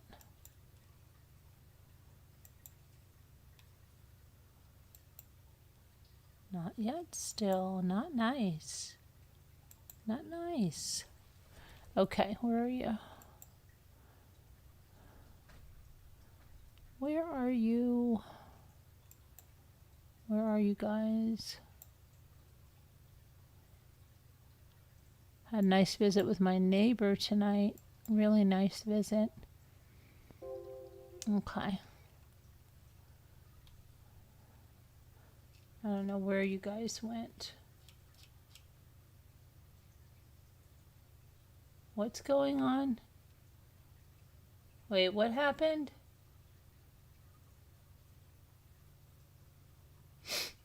Wait, what's going on? Hold on, is this tonight's chat? What is happening? Hello, Sassy. Hi, it's just me. Good to see you. Oh, hold on a minute. Hold on. What is going on here? 2 of her children were adopted from China. Right. Super Chat said, I read that she didn't want more children and he wasn't happy about it. I'll try to find the source. She was 39, put in. Ramblers, time for me to go to bed. Long day working outside and inside. Good night, B-Lady. Good night, B-Lady. Nice chatting with you. Just got a message from one of your channels that spam...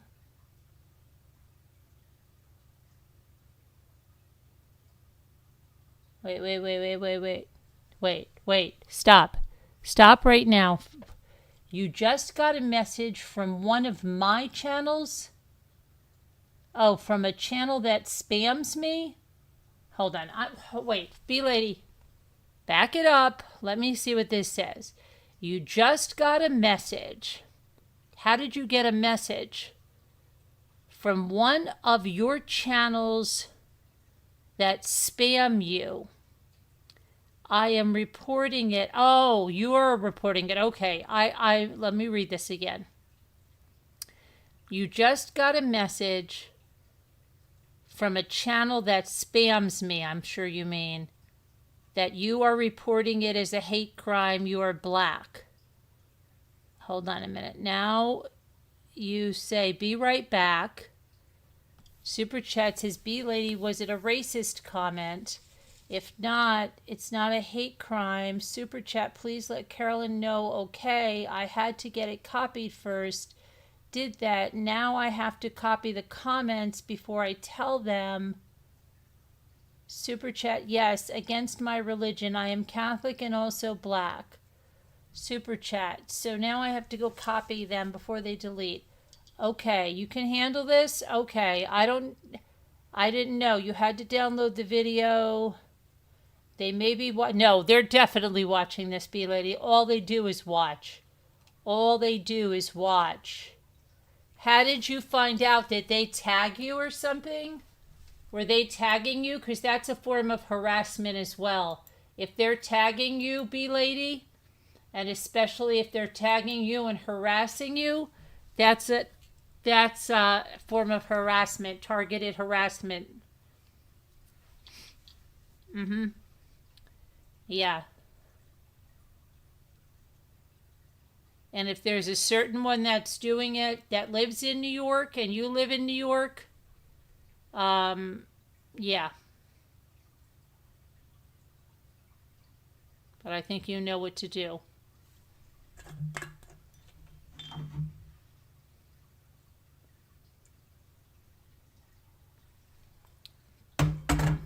It's ridiculous. It's absolutely ridiculous.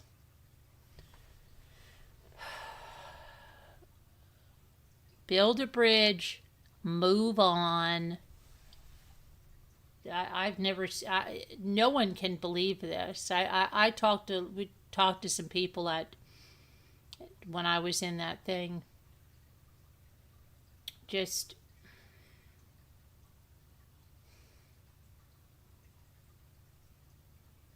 cannot believe that these people just cannot stop.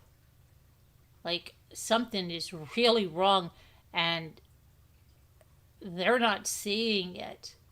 And then if you want to say you're a mental health professional, and you don't think something's wrong, come on. Come the freak on.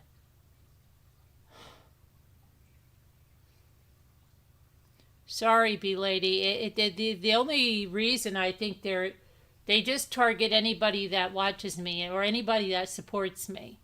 If somebody is supporting, with any way, shape, or form, then that's a big target, and it's sad, and it is targeted harassment, and when they're doing it to essentially they target you, it is illegal because they're targeting, you could say, a business, and think about if somebody did that to somebody's business customers and then went out and just harassed them. There's legal, civil ramifications on that, and even criminal harassment charges. So, yeah, it's nuts. It's nuts.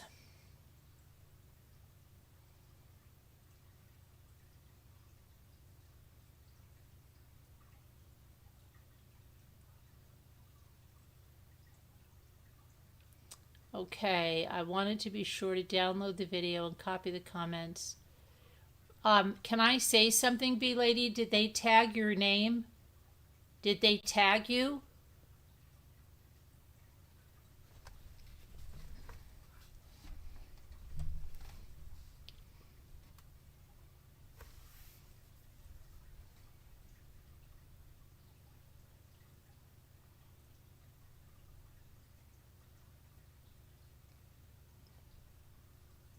Because if they did,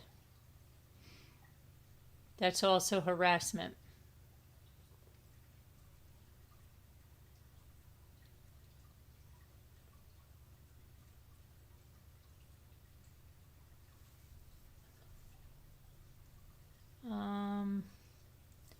I think they're probably mad, but it's time to move on. Well, they only have themselves to be mad at, Pudding. They're the ones that initiated that freaking lawsuit. They initiated that. They're the ones that pursued it and would not stop. Carolyn, on the video, they have a copy of your chat, and you're defending me. Okay, but how did you find out about it? Did they tag you? How did you find out?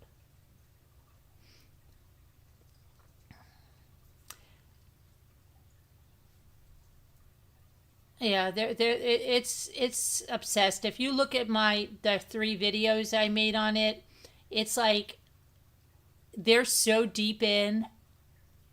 To come out of it now would show that, like, what that's all they have. Do you understand? That's all they have. It's all they have. They just want to constantly talk about me. They're not enjoying each other in any other way.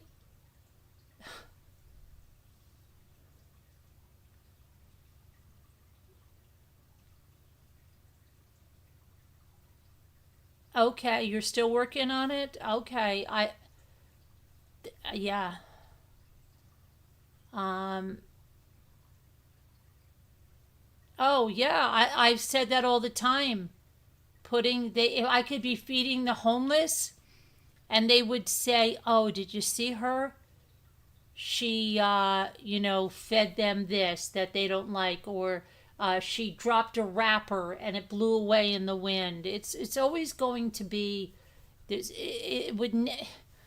It's just ridiculous. Ridiculous.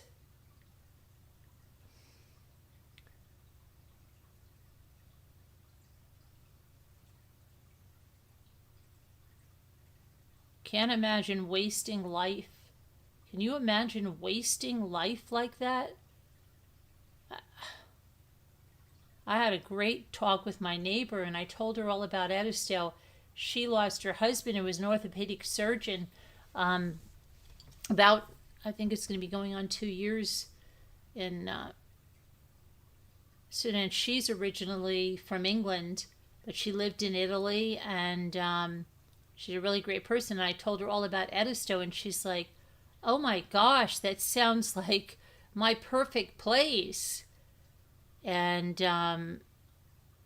she has two places in Florida and a place out on Long Island, near the Hamptons, and then an apartment in Manhattan.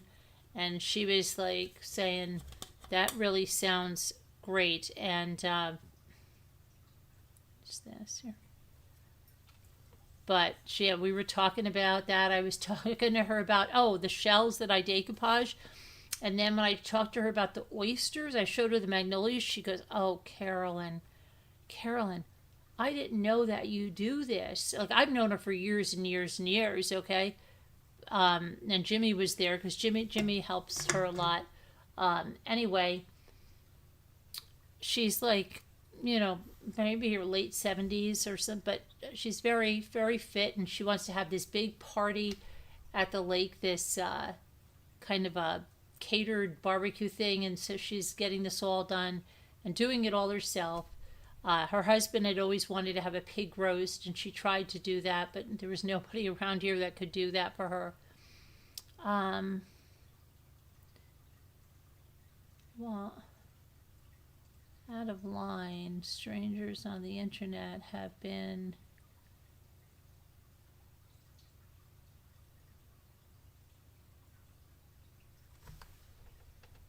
Merbs.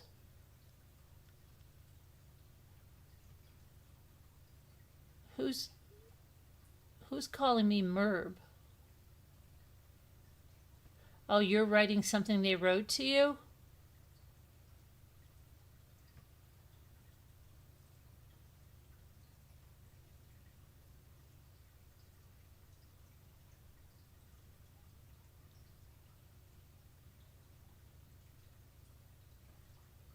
Oh my gosh, yes, they want you to come to your senses, B, so that you can go over there. Okay? Because this is what they do, B. This is exactly what they do. First they make fun of you, okay? And then they say they hope you come to your senses and go running over there and go and wallow in all of that hate. Yes, that's exactly what they want. This is what they do. And doing that is harassment. And it's they can get in trouble for that because they're seeking members of this channel and lying to them about me and pulling them over there. So they're essentially, it boils down to they're harassing the channel members. Okay? It's ridiculous. Pulls, what is it, Terry? What's a Terry? What's it pulls a Terry on a one-way road? Straight the F out of there. Oh, you did pull a Terry straight the F out of there? Oh, I get it. Yeah.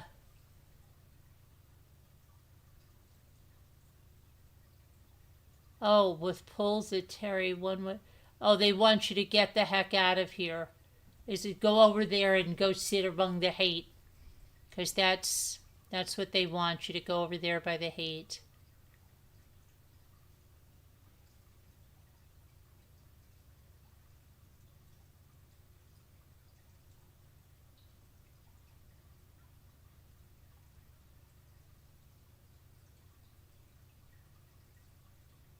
Yeah, that's exactly what they do. It's ridiculous. They say that they've tried that with anybody. They've tried that with all of the moderators. They've tried it endlessly with Scooter. They try it with anybody that supports me. If someone's a member That's a person that they want to go after. If someone ever gives a super chat or anything to that effect, they're going to go and try to get that person. That's going to be their first target. It's ridiculous. And on the page is a copy of the chat. They are just, they cannot stop. They cannot stop. There is not one time they can go live and not talk about me. It's the only thing they have in common. It's the only thing they have in common. If they didn't talk about me, no one would be there. It's the only thing they have in common. That's it. That's it.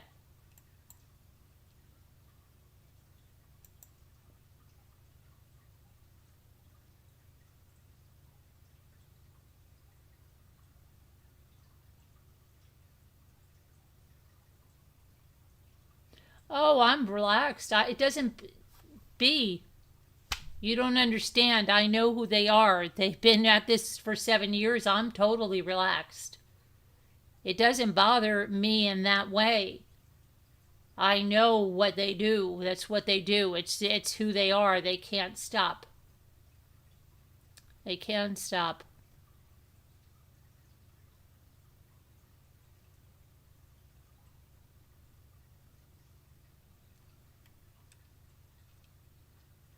They have absolutely nothing, except they have to keep talking about me together. You're a bit foggy. It's not even worth it to watch. I mean, who the heck wants to watch that? I don't want to watch that. You don't even need to send it to me. If you want to, like I said, that's harassment of you, and yeah, that can be sent along as they're harassing channel members. So for that, I can put that in something, but I don't want to take my precious minutes of my life and spend it with that. Your husband is going to lose it. I might report this to the cops. You can.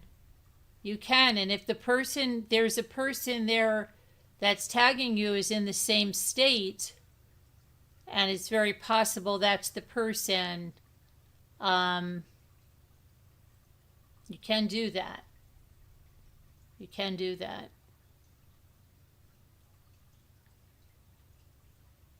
It's funny is they have all this bad stuff to say, and almost every one of them used to be here in the past. Yeah, they exactly. They're mad they can't be part of it anymore. Exactly, Pudding. Because why would you sit and watch every single moment of somebody you say you hate and you don't want to watch? When there's shows I don't like anymore, I don't watch them. Right? I don't sit there and watch them. So nuts. I hear you, Carolyn. You're obviously doing something right. I have reported someone else to the cops before. You do whatever you have to do, B-lady. That's, whatever, that's like YouTube would say. If you feel unsafe or something, you do whatever you need to do. That's your call. Hi, Ivy, Speed, how are you? So back to this mother and these 6 kids. That's just so terrible. Like, I don't understand. Now you talk about Lindsay Clancy. She killed her kids and then tried to kill herself. This guy killed not only his kids, killed his wife. So I wonder if she ever thought of doing that, Clancy, because she was going to leave Patrick if she was successful, right? Did she even think about how he was going to be left, right? Without his children, without his wife, without his life. What about that? So that's, hi, Murder of Crows. How are you? I don't know, but I think I do have my understanding of what Lindsay did. And I do believe she meant to take her life successfully. And I just think for whatever reason, she crushed the pills up and they weren't working. She tried the cuts. I'm just going to say cuts. And either she couldn't go through that herself and then was frantic to the point that she moved the bed away. And I mean, that's like total desperation, right? But I don't think she intended to live after those children. There doesn't seem to be any way that was ever going to, that there would be a motive at all to do that without, you know what I mean? And I think now her children are gone because of her. She's still here. Patrick's going on with his life. The whole thing is just so horrible. And then you have this other case, this Michigan case. You know, they adopt these children from China, right? We're going to give them a better life here in the United States. And then they go back to China and they have this great trip, probably saying, oh, you're so lucky, so wonderful. Was it EMS, Ivy, or I thought it was in the, wasn't it in the hospital before she was transferred? The code blue are you talking about? That they mentioned today in court? Good night, bee lady. Love you too. Have sweet dreams. The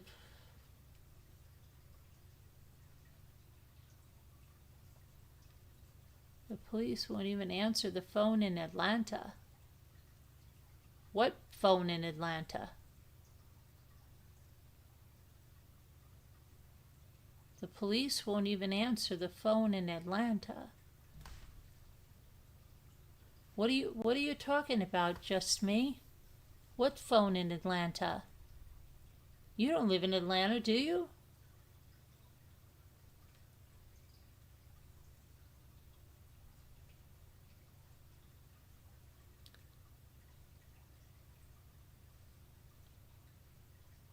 But I don't know.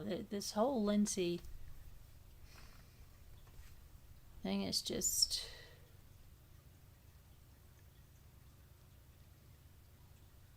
it's infuriating, right?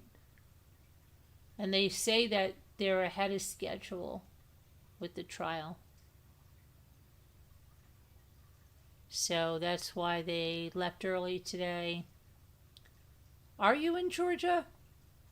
I'm so confused. Did you move? It's just me. I swear I thought you were in like Georgia. Weren't you like in not Utah? I thought, did you just move to Georgia? I thought you were like, hi Renee Gooden.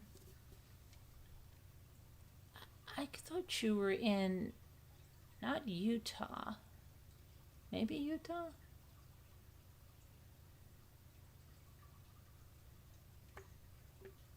I saw her sobbing and crying, yeah, when the doctors were speaking. I saw that, yeah.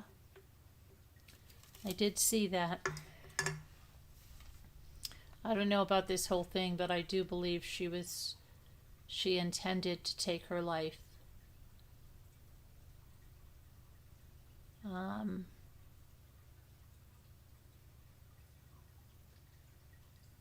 And for whatever reason, she didn't plan that part of it out, that, or she thought something was going to go a different way, you know.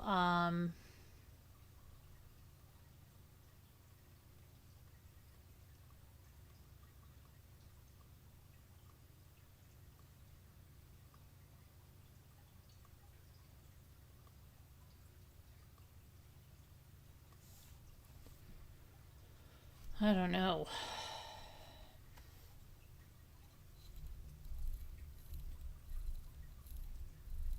Or Wisconsin or something. I don't know if I have the right person. It's just me. I thought I knew who you were, and I thought, I don't know what the heck I thought you were Wisconsin, maybe?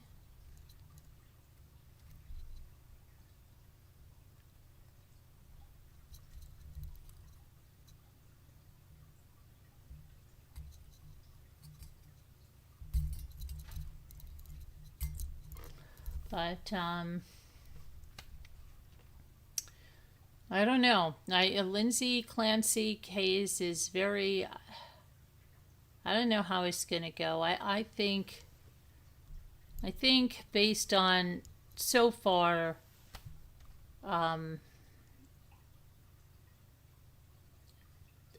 they're gonna say not criminally responsible, and let her go to a mental health facility, institution. I don't know.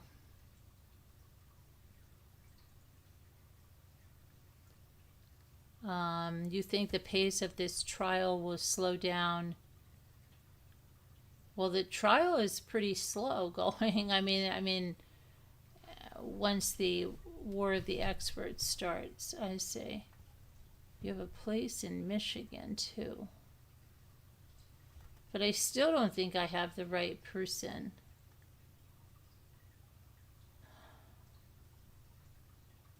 It's just me. Michigan. I didn't think it was Michigan. I don't know. It's okay. It's just me. Does your first name begin with the letter R?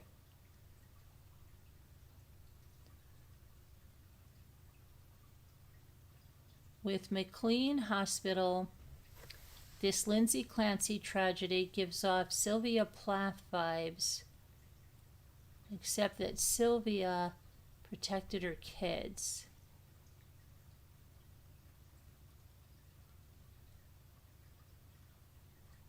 And Renee Gooden wants to know if you're retired, just me. Hello to Scooter from the hotel in Chicago at Horror Fest. What happened? It's all good.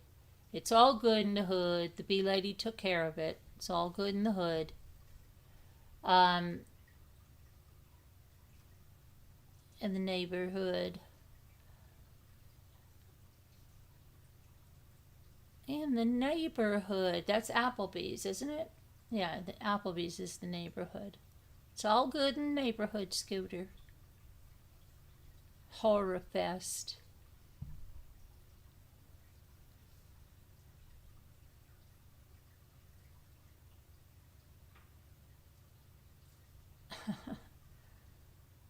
I don't know how you like that, but more power to you. You just woke up. Can't believe I missed you going over the ransom notes. I know. I can't believe it.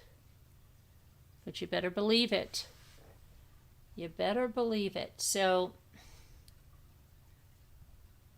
Landa, how the heck are you? To Scooter, hello there. She's at the Horror Fest. Who's there? Chucky, Jason, Michael Myers. Who else is there? Well, who else is there? Who else Freddy Krueger. Who else are the scary people that are at the Horror Fest? Chucky's Bride, Frankenstein, Dracula, any of the old ones. What else?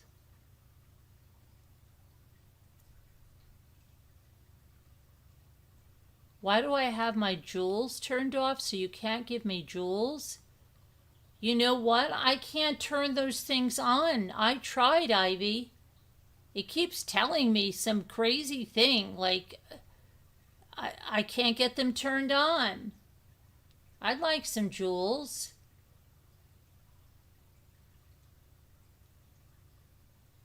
Isn't that crazy? Yeah.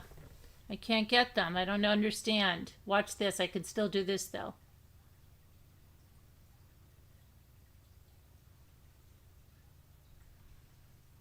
But that's a Zoom thing.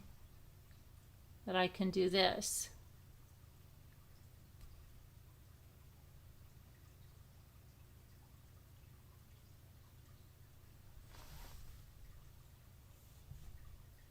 I don't like horror movies after I did as a kid.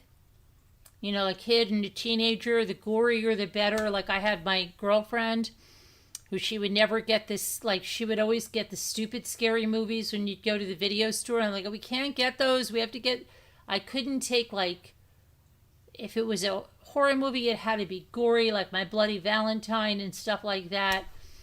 I like those movies. I just couldn't take the stuff that wasn't like scary enough or real enough. But then when I got married and had kids, that was the end. I don't want to watch those movies anymore. I don't. I'll watch psychological thrillers, yes, but I don't want to watch scary, gory movies anymore. I just not into that. And I never was into, even when Nightmare on Elm Street came out, I was just never into that Freddy Krueger stuff. I never got that. And then when that It movie came out, I saw bits and pieces. I could never get into that either. I don't like that stuff anymore. Can't believe Scooter still likes that stuff. David Arquette, isn't he on American Idol? He was so funny and nice. Yeah. Not into that. Teenage girl, yeah. No. You abhor horror movies, yeah. Yeah, Jaws is different, but I still, yeah, that was, I can watch Jaws, but just not into the horror stuff. I'm so surprised that, was she always into it, Scooter? Always, her whole life was into it and never got out of it? So weird. Your daughter loves Svengali so much. Huh. But was she always into it, Scooter, from a little kid? Teenager, and then still likes it and never got out of it even when she had kids and stuff?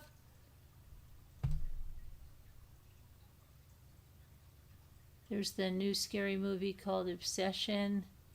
Obsession, is it a psychological thriller, or is it a, oh, is the Annabelle doll there? Well, they are, so she loved since she was a kid.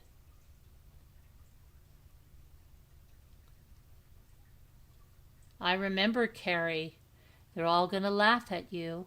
I would say, they're all gonna laugh at you. I don't know if I even saw that movie all the way through. I think I saw bits and pieces of that. They're all gonna laugh at you.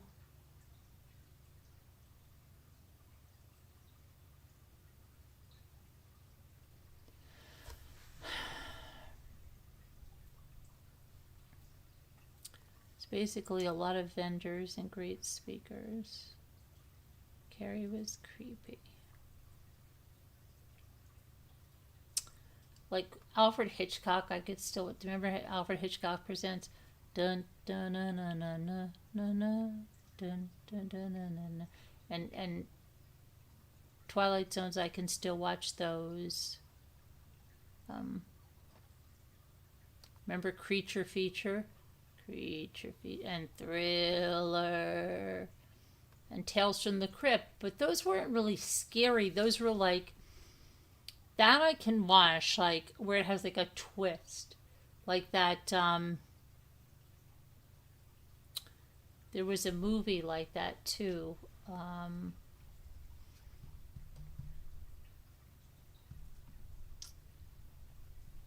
my gosh. There was a movie like that. Do you want to go to Crime Con? I have no interest in that, Debbie. In that, none. It seems like a bunch of drama. You know? Seems like a bunch of drama. Yeah, Alfred Hitchcock. I love Alfred Hitchcock. I still would watch it, but I'm trying to think. There was Ted Danson was in it. Creep Show. That was like. And I used to read Alfred Hitchcock too. What was the talking doll's name that killed Talking Tina? Yeah, Talkie Tina. Well, I always thought it was Talking Tina, but it's Talkie. My name is Talkie Tina. And I don't think I like you. Right? My name is Talkie Tina, and I'm beginning to hate you.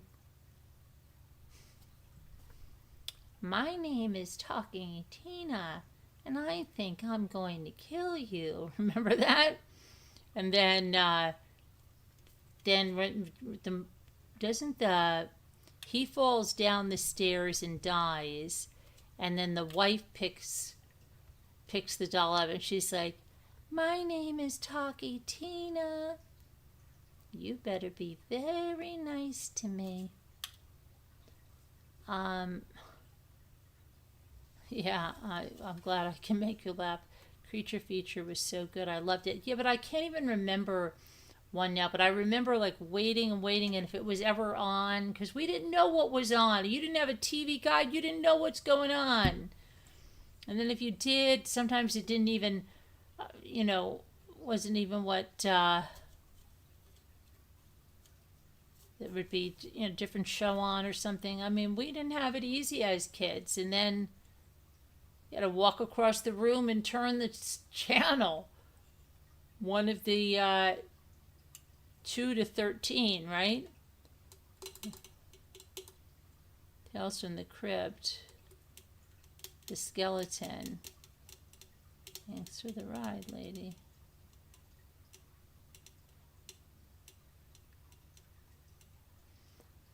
Fox bought 2 Anne Rice books tonight for $5 a piece and got a photo with some guy. Forgot who he is. Oh, I don't. He fell out of the car. She was driving. The Headbangers Ball.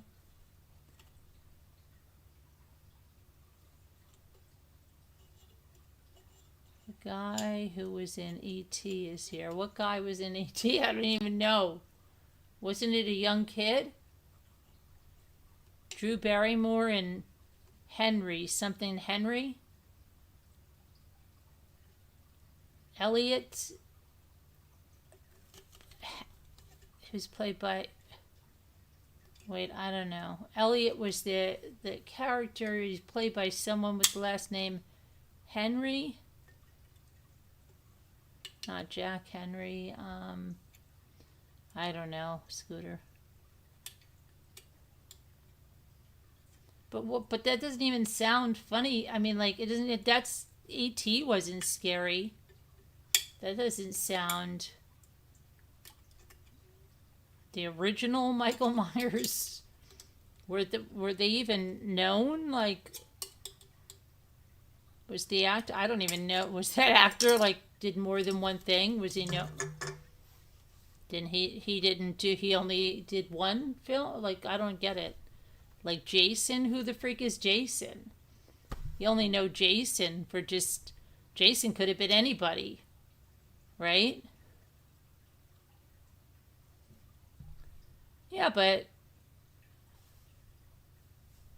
it's more the mask than the guy, isn't it? I don't know. Do you guys really know, like, the original Michael Myers? Like, what is that? The non-original one? It was in parts two. Like, I don't know. I don't follow all that. Wait, Michael Myers is Halloween, right? I don't know. I Season of the Witch, like, I think I watched Halloween 1, 2, I can't even remember, but I remember by the Season of the Witch, this is too weird. The kid from E.T.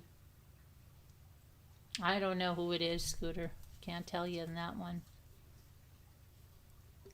Freddy Krueger. I think I know. I've seen but I never liked the Freddy Krueger movies. I did the Dream. I just,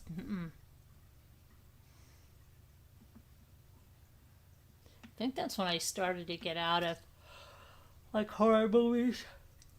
I never watched The Ring, Jen. Never. Never, never, never. David Arquette. Oh, I thought you said, okay, David Arquette. Before you said something, a different name.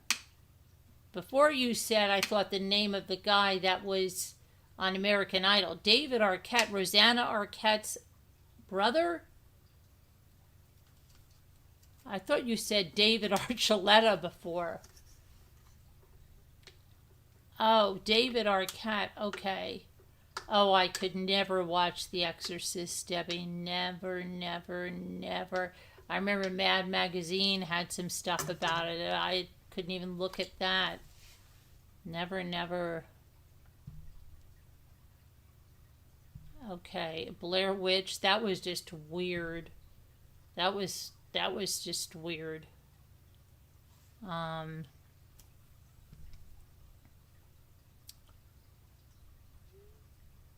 So it's just me. I never saw if you answered me about the R, because I'm really at a loss right now. Oh, I couldn't watch that, Debbie. No, no, no. Cannot. Could not. And Rosemary's Baby, I only liked the sanitized, like when it was on CBS, and when I once saw the full movie, oh my gosh, I could never watch that again. But I liked the parts where she was just interacting with everybody and it wasn't scary, because I like to see Mia Farrow like that and stuff, and yeah. But I don't want to see the whole full Rosemary's Baby. No way, no way. It kind of got me like, and I even watched it, I think, right before I got pregnant, but I didn't watch the bad part of it. I saw only the sanitized portion, so you didn't see that crazy scene with, just kind of got into like Manhattan and watching her going around, and I didn't see the real version of Rosemary's Baby until like maybe 10 years ago, and then oh boy, I could never watch that again.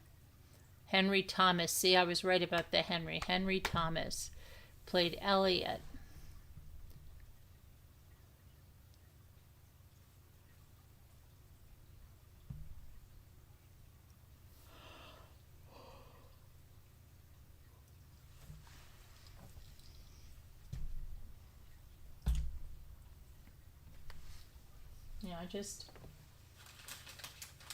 I don't know.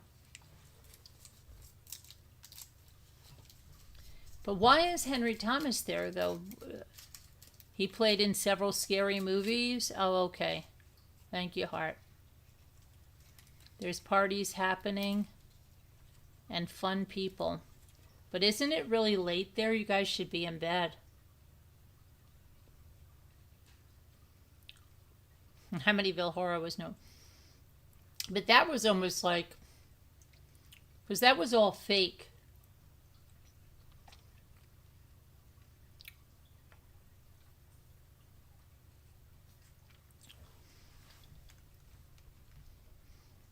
I can't watch them anymore.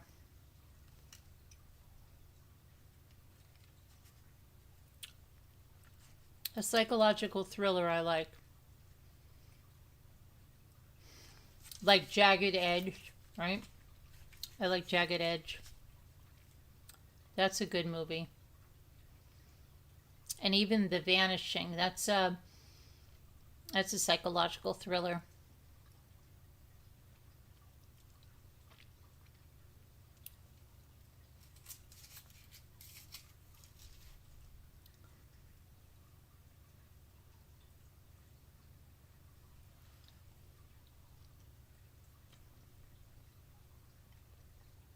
I have never seen Gone Girl. Believe that or not. I've tried to watch it, and I think I've fallen asleep. I was just having a Werther's. I was sucking on a Werther's, I'm sorry.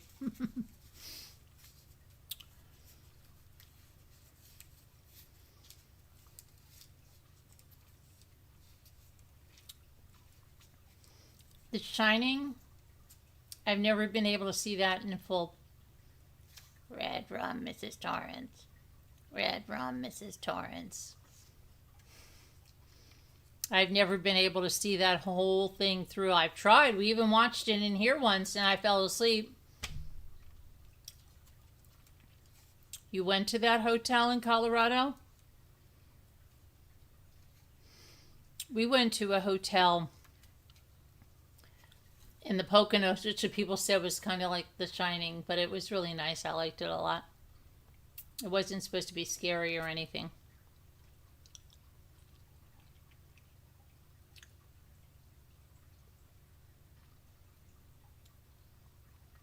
Red Rum, Mrs. Torrance. Yeah, you make those egg bites in the Instant Pot, Scooter. But I don't like egg bites. Sorry. But you can make them in the Instant Pot. I'm not an egg bite person. The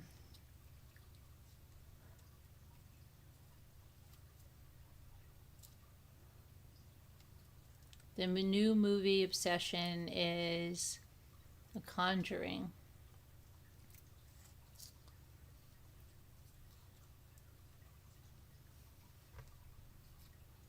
Some people from The Shining are there too.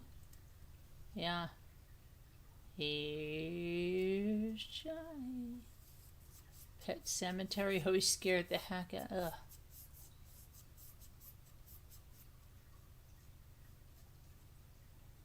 That's good that you like them. Don't have to get defensive.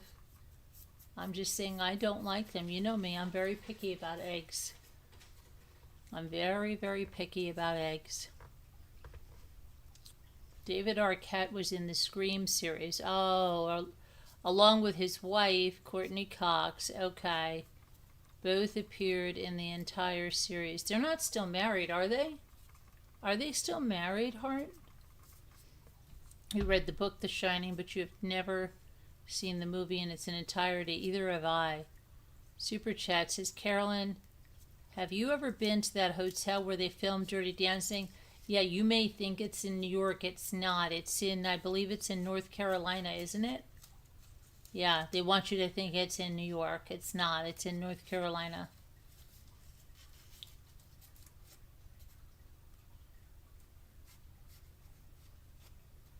You went to the parking lot of the Dirty Dancing one in North Carolina, Debbie?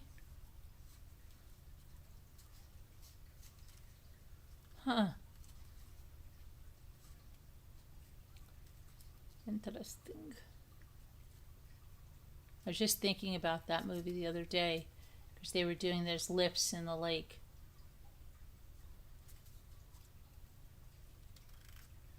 putting it traumatized me and gave me nightmares, as my first one was born very close to Gage's age. Which one gave you nightmares, Heart? He was so nice and open and lighthearted. Who was Scooter? The Henry Thomas guy? Oh, David Arquette. Oh, they've been divorced. That's what I thought. Okay. Since 2013.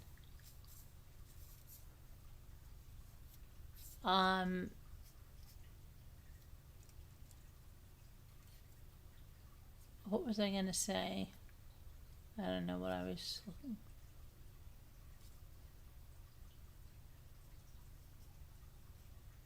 He mentioned Courtney and said, "You may know we were married and have a daughter." Yeah, Coco, right? Isn't the daughter's name Coco?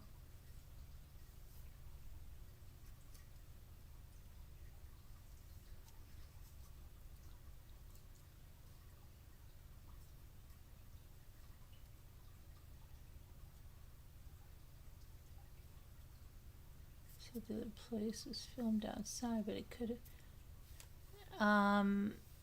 off the thruway in New York, I was told. No, I think it's in North Carolina, as far as I know. The Kellerman's thing. He's had a heart attack and 2 stents. Scooter getting all the facts, bringing it back. The horror story facts. Scooter, have your family ever been to Halloween Horror Nights at Universal Studios? I hear it's a blast for those who like the scary and the spooky. Scary and the spooky, mysterious and spooky. It's all together, kooky. The Addams Family. La la la la. La la la.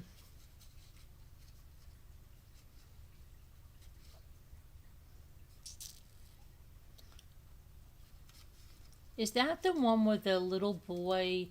I know my sister-in-law once had a movie on when I went there, and I just saw the beginning of it, and it was horrible. They were like traveling in a truck, and the little boy was they hit something or something. A little boy in little overalls was like thrown from the truck.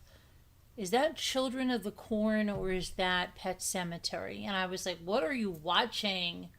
Shut this off. This is horrible.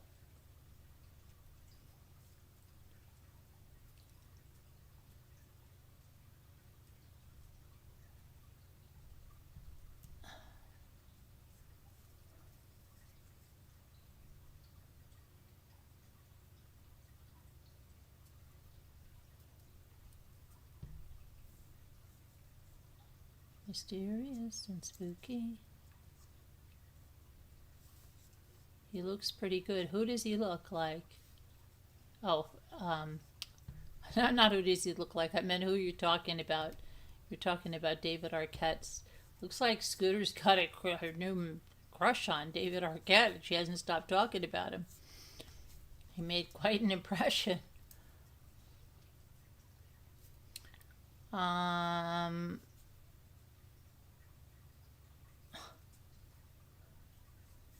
I asked a question of somebody, now I don't remember what it was.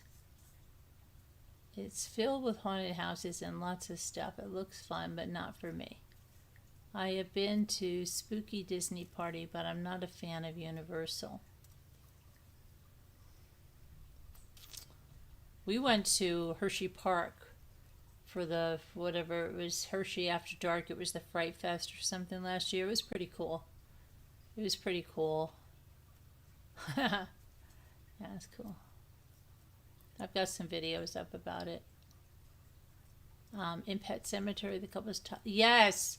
Oh, is that what it is? Then I just saw that part and like, what are you watching? Oh yeah, that's right. He was hit by a truck, right? And he went oh my gosh, yes. Yeah, that's the part I saw. My sister-in-law had it on, and I was over there with the kids, and I don't know, I think it was like a holiday or something. Like, what are we watching? And then she's like, oh my gosh, I gotta shut this off. This is horrible. Pudding. No, she doesn't live. Pudding doesn't live in Florida. They're probably due in the vendor room. The vendor room. You're going to go to the juicing room.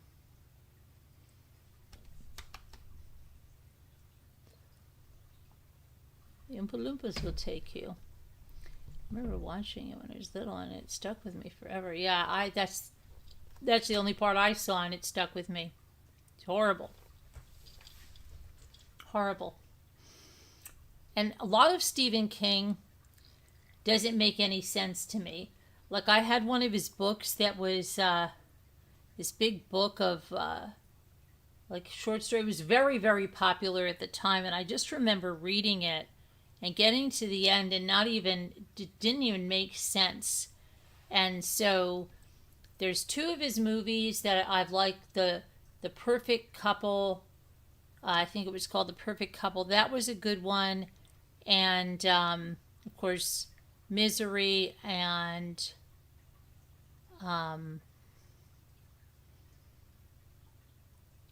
what is the other one? Thinner. But then there was that one like Gerald's Game or something. Just some of them just don't make sense to me. And they're just not, I don't know. I don't know. Just not there. Oh, shoot. I've got to charge my phone. Hold on a minute, guys. I got to put my phone on the charger. It's not good. It's at 14%, but I have a fast charger. Hang on. Where I used to work, Stephen King's brother would come in a lot. Really?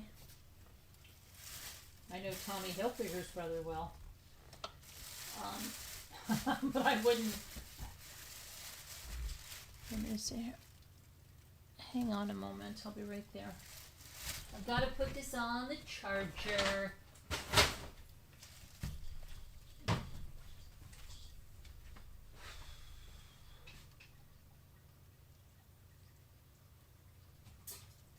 Hang on. Hang on. Hang on.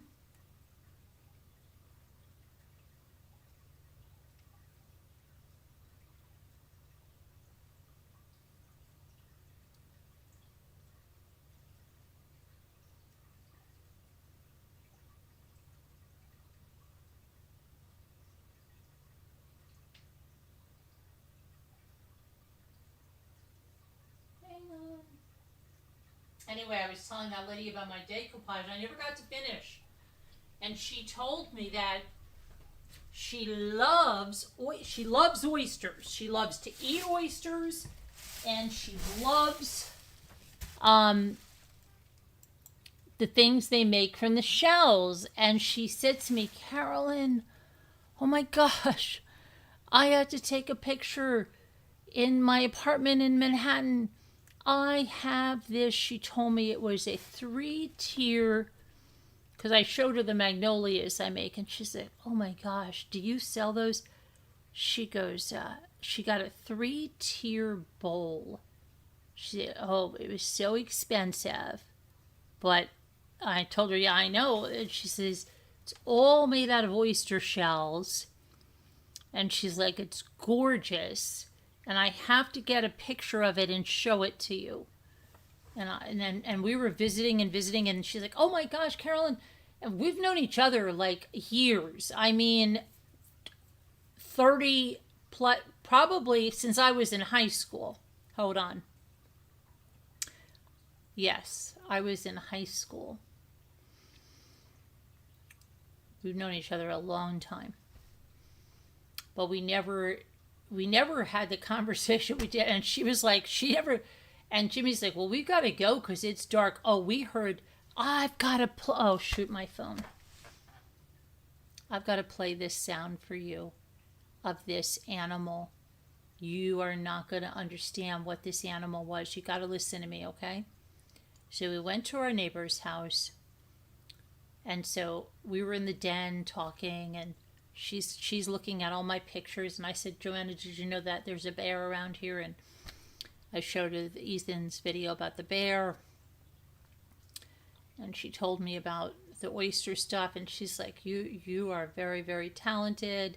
I said, well, I teach people how to decoupage. And she's like, oh my gosh, that must be so hard. And I said, it's not really. I've taught people that were not crafty, and they're pretty good at it now. Anyway, we talked a lot about Edisto. She wrote it down. I told her about Maggie Murdaugh and all that stuff. I'm telling you, I got to tell you something. You remember how you say people don't know who Chris Watts are, and you go, oh no. At that YouTube thing, around all the ladies, I'm like, does anybody know that case? And they're like,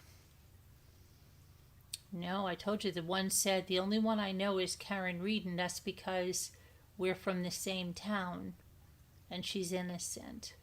That's what she said to me. They didn't know it, not at all, not one bit. And I asked my neighbor, I'm like, do you know, follow any true crime? And she's like, no. But then we talked about Murdaugh, Alex Murdaugh. And then she said she thought, I told her the whole story. She was like on the edge of her seat. And then she's like, oh my gosh, this has been such a great visit. And Jimmy's like, we have to go because it's dark. And she's like, take the car. She's so sweet. She's like, take the car home. I'm like, no, we walk in the dark all the time. She's like, please, take the car. I want to move it anyway. So we're like, no, we'll walk, right? So we're walking, and we're hearing this really weird sound, and I thought it was dark, so I guess it was after 9 o'clock. It's 9:30, and I thought that I'm going to play the sound for you. I said to Jimmy, what is that? Is that a lot of people like going crazy? Okay, because there is this one guy on the lake, and when he gets some drinks in him, they don't really like live here all the time, but they come up sometimes. Like one time, 1 year, I don't even know how long it was, somebody at their house just did this all night. Help me! Help me! Help me! All night. But they weren't in any trouble, okay? But so I'm like, is it them doing this? Like, then I thought it was the first people. Anyway, I didn't know. So Luke starts calling us, right? And Luke goes, Mom, Dad, where are you? So we said, we're walking home. And he goes, I want to come pick you up. I said, why? He goes, there's some weird animal making a crazy noise. It's like nothing we've ever heard. And I said, Luke, we hear that. I don't think it's an animal. I don't know. I think it's people trying to be funny or something. He goes, Mom, I'm telling you, Mom, I hear this. This is an animal. And now he's talking to Jimmy, right? He said, I want to get the car and pick you up. And Jimmy's like, don't worry. Mom and I will F him up on the way. And I'm like, don't worry. We'll be kicking like Bruce Lee. We got him. So I'm like, we're not scared of him, Luke. Don't worry. We got it. We got this. And we're hearing this. And he called us 3 times on our way back, right? So now we're like, Luke, we are turning the corner into the lake road now. Calm down. So Ethan and Luke were both outside when we got there. And I'm going to let you hear this. And we went like chasing around for this thing. I don't know what this was. But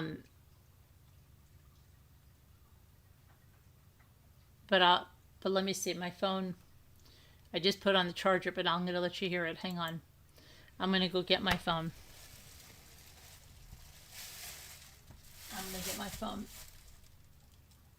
And then Ethan was like, maybe it's a dog and it's stuck. You know, if it's a dog and it's stuck. I thought at first it was a dog, but then Jimmy thought it was coyotes or something.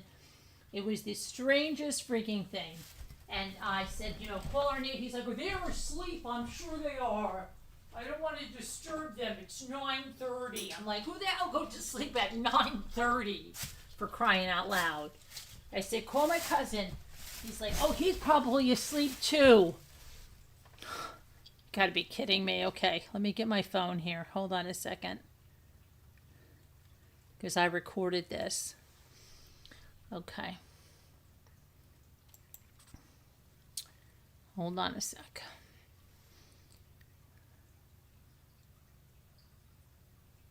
Let me see. I don't hear it now. Let me see if it comes on this one. I don't hear it now. That's Luke.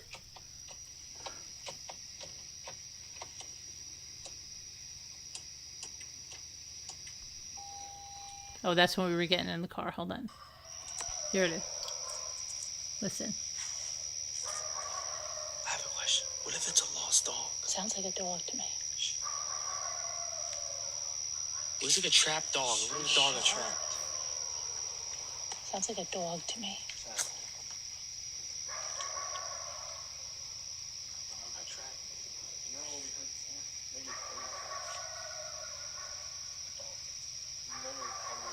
That dog could do that. That sounds like a dog. That dog can do that. 100% that sounds like a we dog. heard earlier, Reason? This is the same thing. 100% that sounds like a dog. Dad shuts it up right away. Dad, as soon as you came out, it's gone. You missed this. No. Sounds like a horse dog. Yo, you know what I think that? Shut up. Get back in here.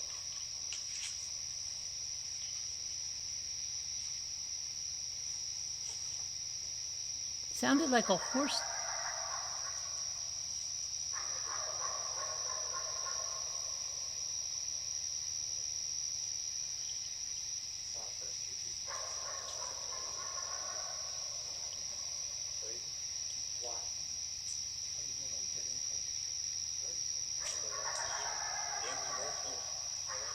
It's weird murder. It does sound like that now, but you got to listen to the. There's another sound.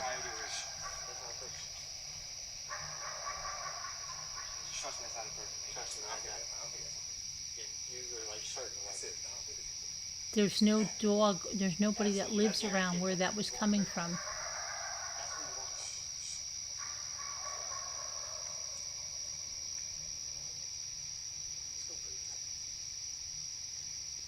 It sounded almost like a horse. Like a horse going crazy. And we had a stampede of horses here. I showed you the pictures where I had horses in my driveway, and they almost stamped my Maltese. It was like a trapped dog. What if a dog is trapped? Sounds like a dog to me. There's like a weird thing.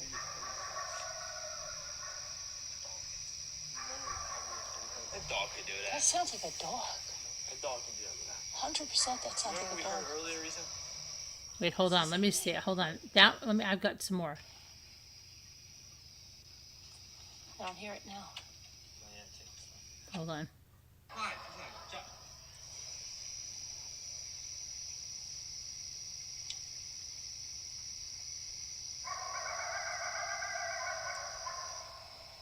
Wait.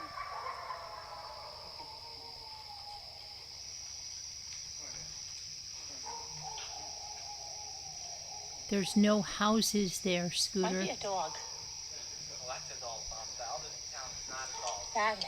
That's a dog here over there, Mom. You hear it? Yeah, that. Listen over here. Listen. That's not. Might be like That one of sounds those like a Pima horse. dogs. Listen. No. That thing is so weird. No, let's go investigate. Investigate. Where? In my car? Where's that? All right, Dad, I don't know what it is. Dad, open the door. I got him. Quiet. Jump. Listen.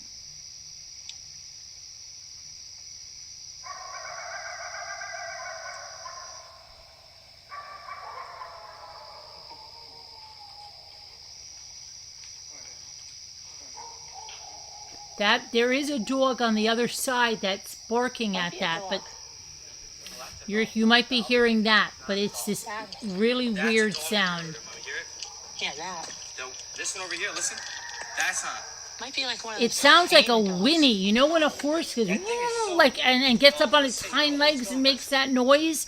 That whinny? Am I far? That's what it sounds like. Alright, Dad, I don't know what it is. Dad, open the door. I got him. Quiet. Jump. Listen to like the whinny sound. Wait.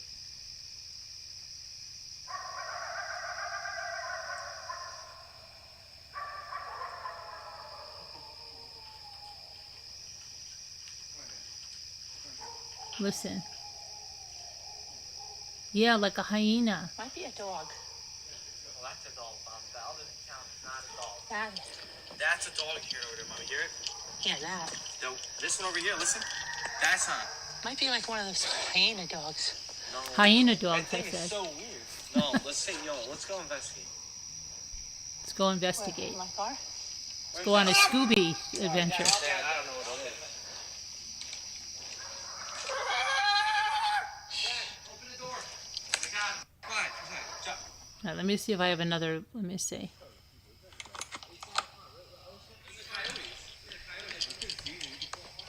Let me see.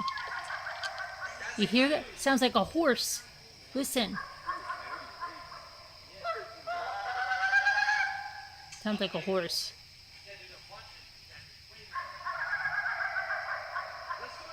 Sounds like a freaking horse.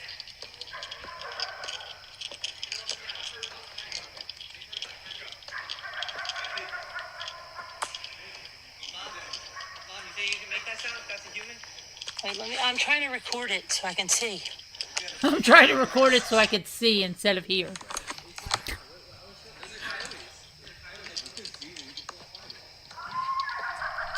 Hear that? Sounds like a horse.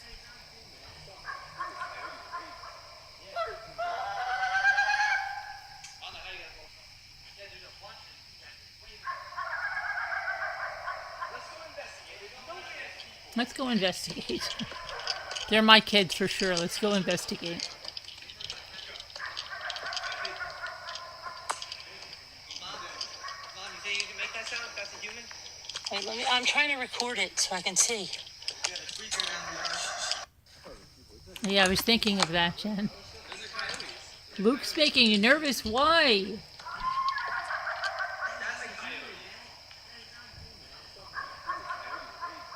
You thought it was Jimmy.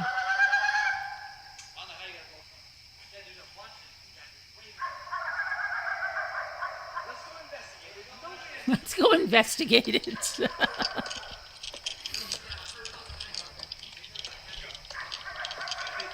We did go on an investigation. Mom, you think you can make that sound? That's a human? Wait, I'm trying to record it so I can see. So I can see. Oh my gosh. So I can see. Let me see if I have any more. I don't hear it now. Oh, yeah, take this thing.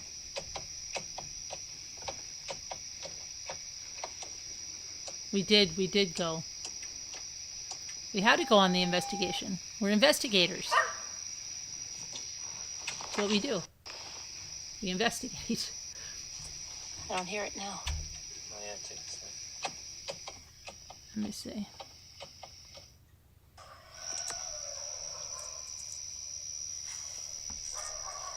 I have a question. What if it's a lost dog? Sounds like a dog to me. That's Ethan. It was like a trapped dog. What was a dog that trapped? Sounds like a dog. You know, I have to say something so funny. Ethan there reminds me of when he was like 11. We were going to pick up Ray because Jimmy was out of town. Ray was working at the restaurant. And so I said, I'll pick you up after work. You come stay here with us because I don't want to stay here alone with the two boys, right? Because the boys were like 11 and 9, 11 and 10, depending on if it was Ethan's birthday. And I'll never forget, on our way down to the restaurant, after you pass this like golf course, there's like a little fork in the road, and then there's like a patch of grass where there was a sign for this, used to be a golf club, but now it's a monastery. And there was a car, a truck that had plowed into the sign, right?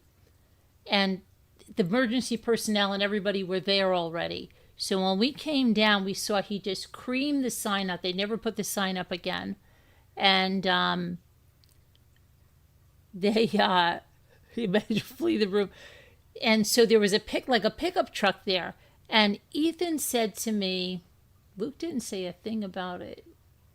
Unless Luke wasn't with us. Maybe that's when Jimmy went to somewhere with Luke. No, he was probably there. But Ethan said, and it sounds just like him now, Mom, maybe that girl's dad had a heart attack. I hope they're all right. And I said, wait a second. How do you know there was a girl in the truck? How do you know it was her dad? And why do you think he had a heart attack? He just said that, just like that. He goes, Mom, maybe that girl's dad had a heart attack and he hit that sign. I hope they're okay. And I'm like, that's what it sounds like when he's saying to me, maybe it's a trapped dog. I get that same feeling when he said that to me. And I wish I could remember where Luke was, because maybe Luke fell asleep, but how would Luke fall asleep going 2 seconds from the house? But I don't remember Luke saying anything. And I don't really remember Luke. Maybe Jimmy went somewhere with Luke and it was just Ethan and I, and then that's why I got Ray. But I knew Ray was coming. I'm trying to remember where Jimmy had to go away for a couple of days for something. I mean, he might have been working with Bruce, my cousin. That's probably what it was. I don't know where Luke was. Why wasn't Luke? I don't remember Luke being there. But okay, anyway, never mind. Then I got the kids off to school in the morning. Yeah, now I remember. Okay. It's weird how it's like just not that long ago. And you, okay, let me, but that sounded just like him there. All right, let me go back to that now. Where was that? Hold on a minute.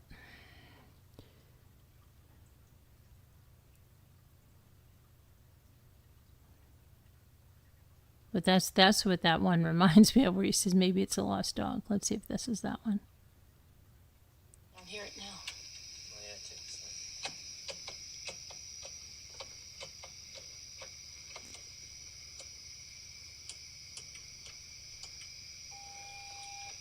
Oh, that's Luke. Hold on. I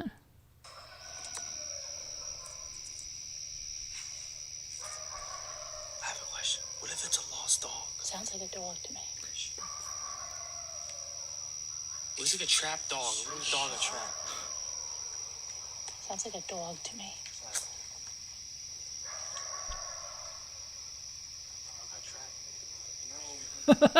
Scooter.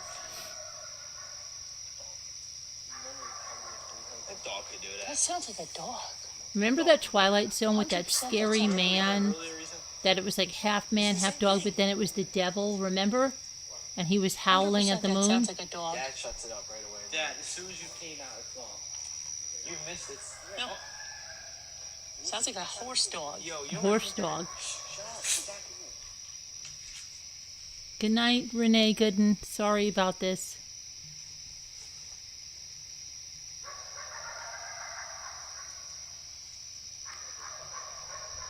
See, but you guys have to understand where this was coming from. There are no houses that would have dogs. Do you know what I'm saying? It was coming from an area where there is nothing but woods. There are no houses that would have dogs. This is what I think it is. It's either a lost dog that's stuck somewhere, or somebody can help it out. You hear Ethan? Somebody to help him out. See, he's always thinking of that. He's got a lot of empathy. Trust me, that's not a person. Trust me, I don't think it's. You were like certain. That's it. I don't think it's that. That's what you were hearing. Yeah, that's what you want for.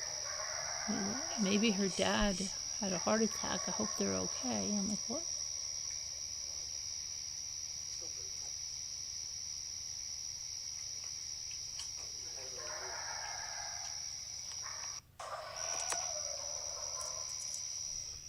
All right, one more time. Let me see if I have anything else. What if it's a lost dog? Sounds like a dog to me. Looks like a trap dog. Who's dog a trap? Sounds like a dog to me.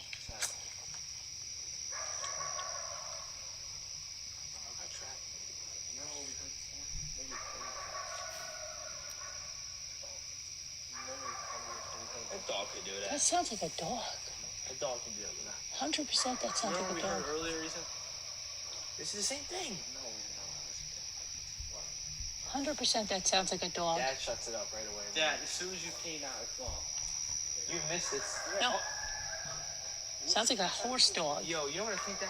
Shut up. Get back in here.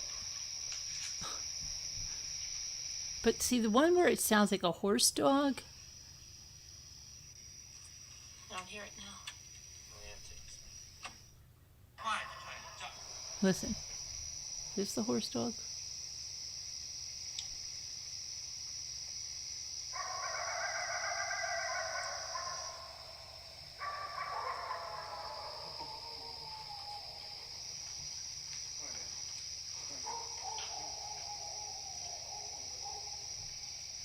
Might be a dog. There is a dog across the lake that's barking at it. Yeah, That's- that. This one over here, listen. That's not. Might hear be like that? one of those hyena dogs. Sounds like a hyena That thing dog. is so Yeah. weird. No, let's go investigate. Where? Am I far? Where's that? Alright, Dad, I don't know what it is. Dad, open the door. I got him. Fine. Jump.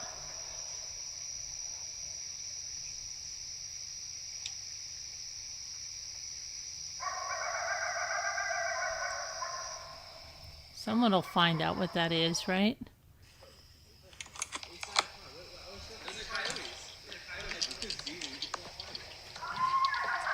See, that really sounds like a horse there.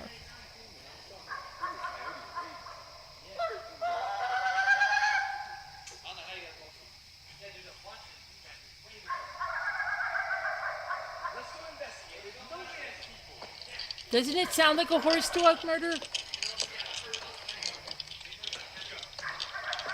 What does a jackal sound like? A jackal. Mom, you think you can make that sound if that's a human? Wait, I'm trying to record it so I can see. So I can see. I love that.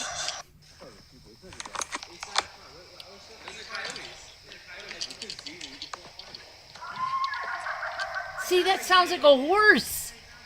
And you guys have to remember, I had about 5 horses in my driveway. They escaped from the people behind me. And I'll never forget, he almost stamped my Maltese. He picked up his foot and he smacked it down. I was like so scared, he could have killed my dog. But we got the horses back to their owner. Mom, you think you can make that sound if that's a human? Wait, I'm trying to record it so I can see. You got a speaker down there.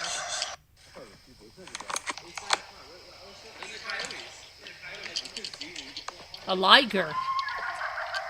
Ivy, a liger.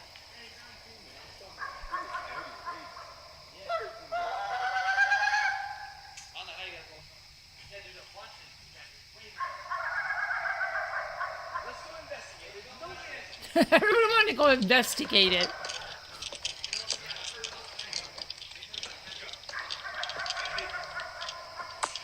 And Jimmy and I just walked around the lake in the dark and we were hearing I'm that. trying to record And it it's so I can crazy. see. And I can't believe more people weren't out of their houses. Like, what the hell? These people go to bed with the freaking chickens. 9:30, they're in bed. And they don't hear this. Wait till tomorrow. I'll go play it for all of them that were in bed with the chickens.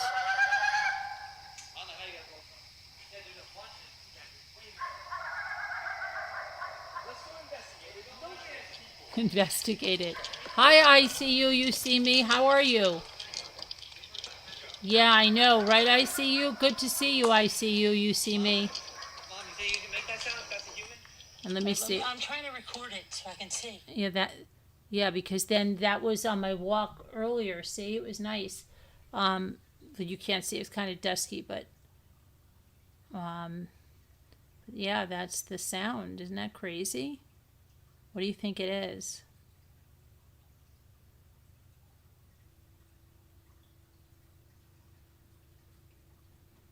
So weird, right?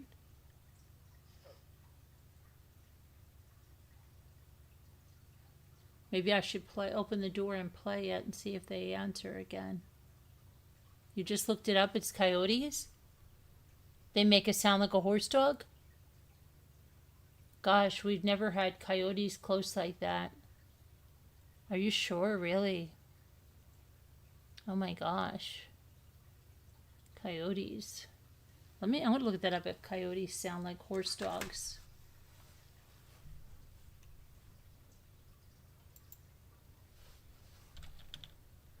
Do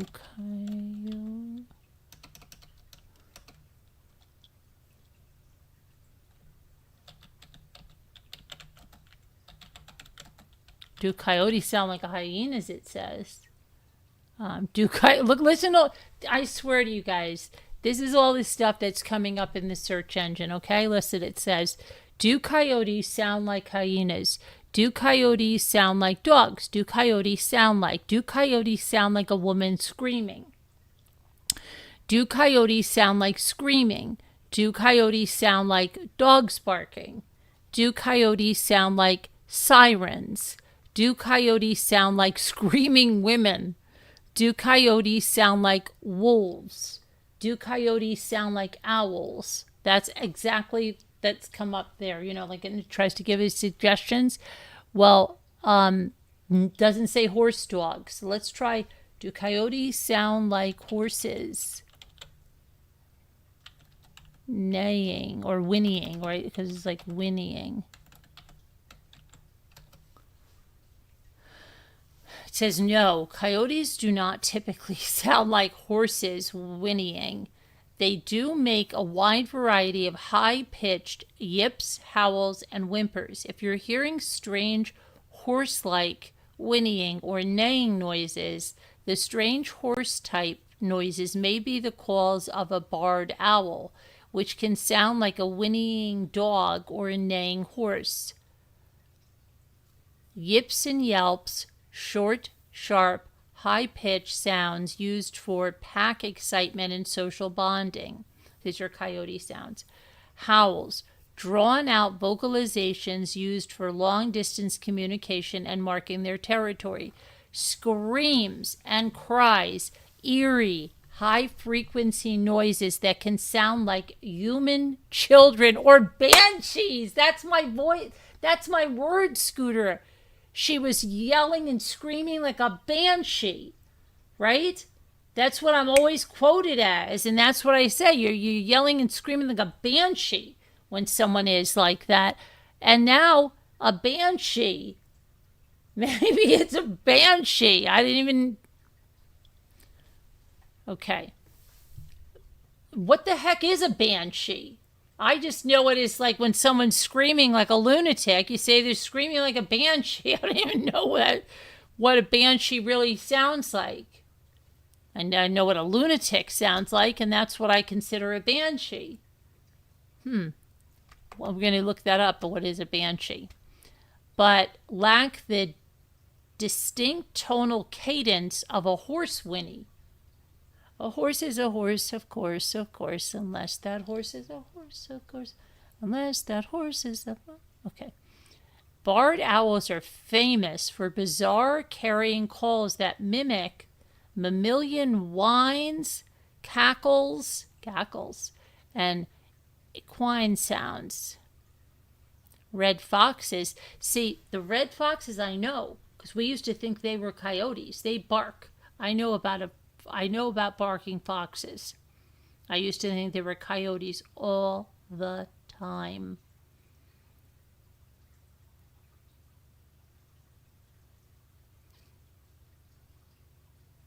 Do you know why I used to also hear, as a kid up here in the summer, my bedroom overlooked the lake and I had a big window and I used to have it open at night, and you used to hear down in the water splashing, and I told my brother-in-law I thought it was the owls, washing up, and he thought it was and he was a bird watcher, and he thought it was like ridiculous. What the heck do you think is splashing like that and flapping at night in the water big? And it is an owl, probably, right? Wouldn't you think it is? Okay. Can anybody tell me what animal is making this noise? Oh, look, somebody asked the same question. My guess is a horse, but he doesn't sound happy. I don't know if they can even hear this noise. What animal is making that noise? Is that a horse? Sounds like me. Well, that doesn't sound scary. That does sound like a horse. It doesn't sound... Okay, that's...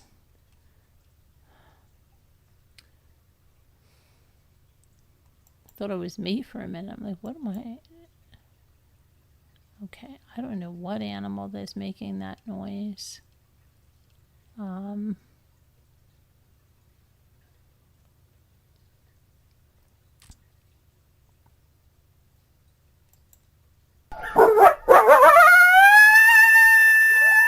That's a coyote. I guess that could be a coyote. Could sound like that, right? Let's listen to this sound again now that we heard what a coyote sounds like. Let's see if that could be a coyote. We'll listen. We'll investigate.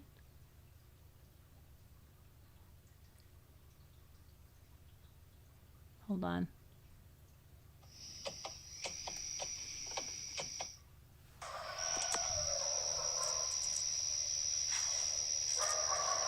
I have a question. What if it's a lost dog? Sounds like a dog to me. It was like a trapped dog. What if a dog got trapped? Sounds like a dog to me.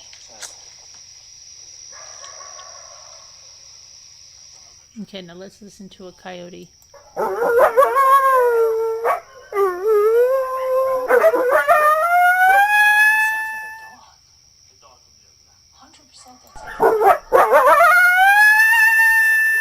Same, yeah.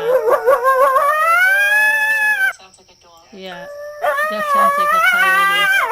That's the coyote sound. And that's Sounds my like a horse sound. dog. Yo, you don't want to think that? This is my sound. Hold on.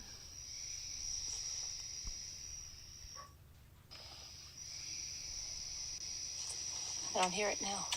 My answer. Fine. Okay, this is my sound. Hold on.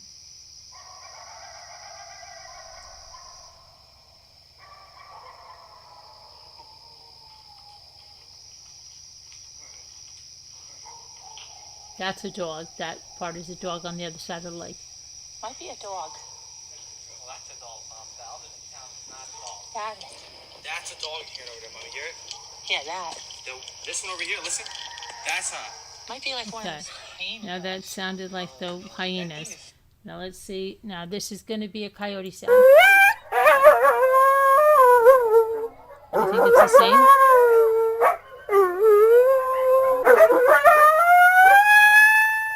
Do you think it's the same? That's a coyote sound.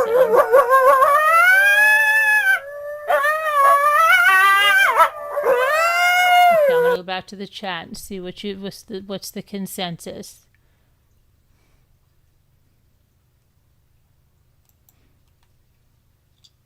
Okay, what are you saying? You're saying the scariest question is why are they making that noise? Banshees. I never knew banshees are real things. That's what we have to find out about it. I just heard like she's screaming like a freaking banshee. And then that got all over YouTube. But come on, when you're screaming like a banshee, I'm going to say it. Okay, let's see what a banshee is. A banshee is a television series, a banshee, but it says, what is a banshee?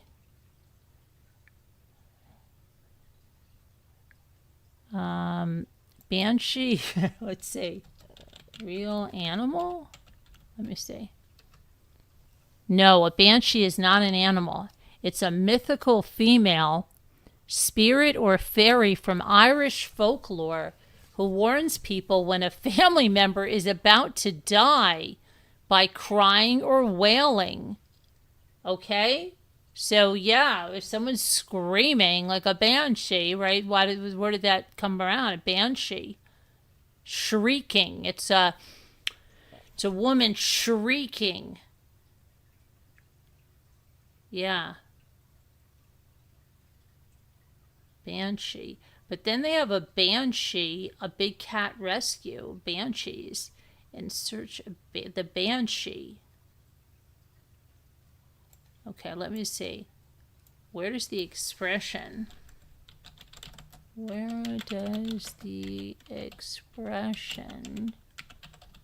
screaming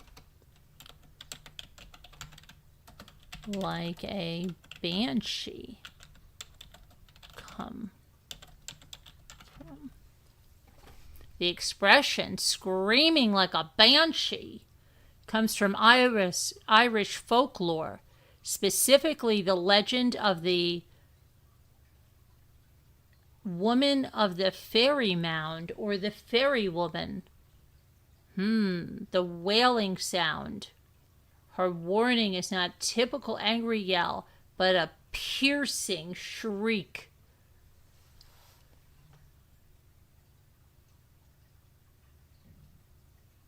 Wow, a female banshee. The banshee, it's scream. Okay. Don't come in here screaming like a banshee. I don't know. Don't you be yelling at me like some banshee. I don't know. Okay, we got that out of the way. Now, Scooter. It's a fairy woman from Ireland. Right? Irish folklore. All right. You just learned something. So do I. I don't think I did. A wampus cat. A wampus cat. I've heard that. That's where the expression comes from, the Irish folklore. We're learning a lot in here tonight, Murder. Do you think that sounds like a... does anybody know if that sounds like a coyote? Do you think that was the same noise? Because now I missed that. Oh, they creep you out? Oh, I'm sorry, Ivy. I'm sorry. I didn't know they creep you out. I've just heard the expression my whole life. You know? When somebody's screaming, that was always said, like, what the heck is she screaming like a banshee for? I didn't even know what the freaking banshee was, except that I know that this person screaming like a lunatic. I'll try to use it like lunatic. I'll try to use it more lunatic, Ivy, okay? Don't come in here screaming like a lunatic. The wampus cat. The wampus cat? Alright, let me look up the wampus cat. Do they scream? Don't come in here screaming like any wampus cat. I've had it. Okay, a wampus cat. A wampus cat... Oh, it's got like 6 legs. A wampus cat is a mysterious aquatic feline of Greater Appalachia. Standing upright with a long tail and glowing eyes, the wampus is described as a cross. Hold on a minute. A cross what? Between what? A cat and man or something? What is the wampus? It's a cross between... come on, tell us. I don't know. That turned out to be a dead end on that one about the wampus cat. I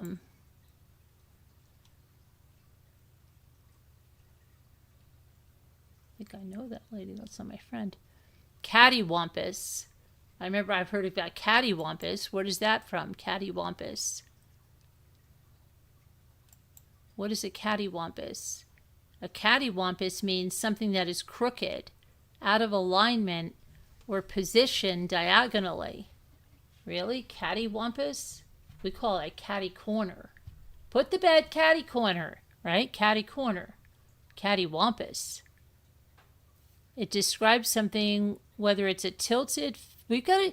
Every time I hear a different kind of a word, like every time somebody says buggy for the shopping cart or trolley, I always say I'm going to go to the store and I'm going to use that, and I forget to do it. But I'm going to use cattywampus for pick and be like, Jimmy, can you fix that picture? It's a little cattywampus. I'm going to start to use that. I'm going to start to use that in the store too. You might want to straighten that out. It's a little cattywampus. A misaligned fence or taking a diagonal shortcut across it. Let's go cattywampus right across that field. I'll race you, cattywampus, across that field. Okay. Everybody should use the word cattywampus at least one time tomorrow and then come back and talk about how you used it in a sentence. But a wampus cat is a cat-like creature in American folklore, and it varies wildly in its appearance. It ranges from a frightful to comical, and depending on the region. It has origins in Cherokee mythology and Appalachian legend. The child-eating wampus cat prowling the American South. That sounds scary, okay? The wampus cat is a six-legged beast from Cherokee legend that stalked the American South, part panther, part cryptid. It terrorized dogs, and it ate children too? Oh boy. Okay. So we learned that. Now, what else are we learning tonight? What did we learn on the show tonight, Craig? And those of you that remember that, Craig Ferguson, right? I loved that part of it. What did we learn on the show tonight, Craig? And they did a recap of everything. And I've always done that over here. I've tried to do the recap sometimes. I just woke up Ed because I literally laughed out loud. Oh, did you? Well, that's better than crying. You like cattywampus. It's a shape shifter. The cattywampus is. But cattywampus, no, the wampus cat is, but the cattywampus is just catty corner, diagonal, crooked. Or you can go cattywampus across a field. That's the ice maker. You have to pee like a wampus cat. You have to pee like a racehorse. People say, I have to pee like a racehorse, right? A wampus cat.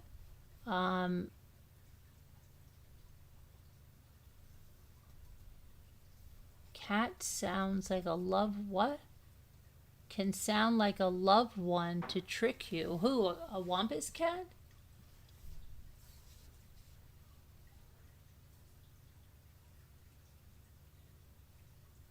I will use that. Yeah. Planet Damnation is here? Where's Planet Damnation? In my state, wilderness will remain absent from my vacation. Oh, wait, hold on a minute. The New York State wilderness will remain absent from my vacation destination wish list. Really, Planet Damnation? Does that scare you? The cattywampus is diagonal. The wampus cat is just folklore, American folklore. But did anybody answer me? Did my sound like the coyote? No one has answered me. It's just me never answered me about the letter R either, so I'll be just thinking about that tonight. It'll just be going swirling around, thinking about that they didn't answer me.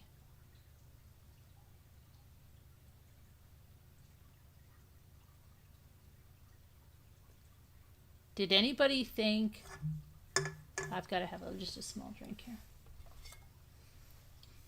Did anybody think about that? It's what, a coyote? Did you hear me play those two things? A wolf sound.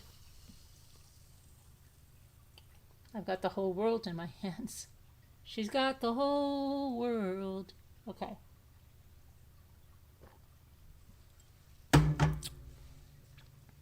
In her hands.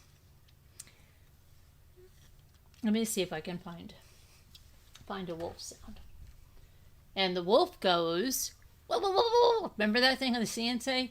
And this is the turkey. I can't even do it. I can't even do it. Okay, let's see. And the wolf goes,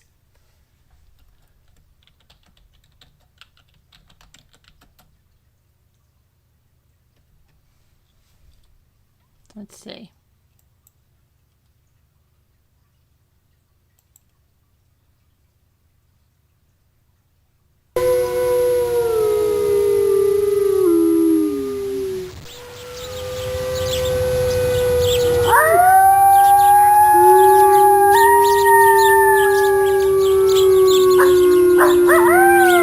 Sounds like a rooster.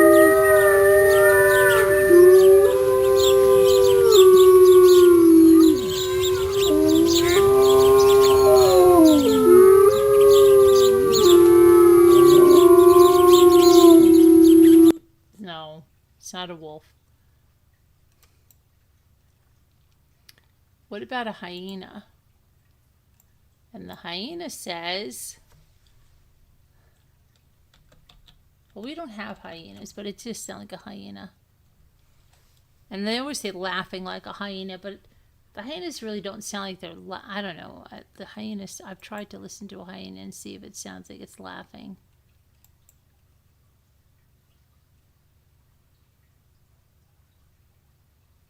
No,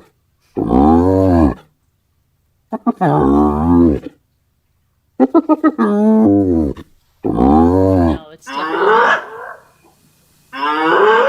That sounds like a cow. That sounds like a cow or something. You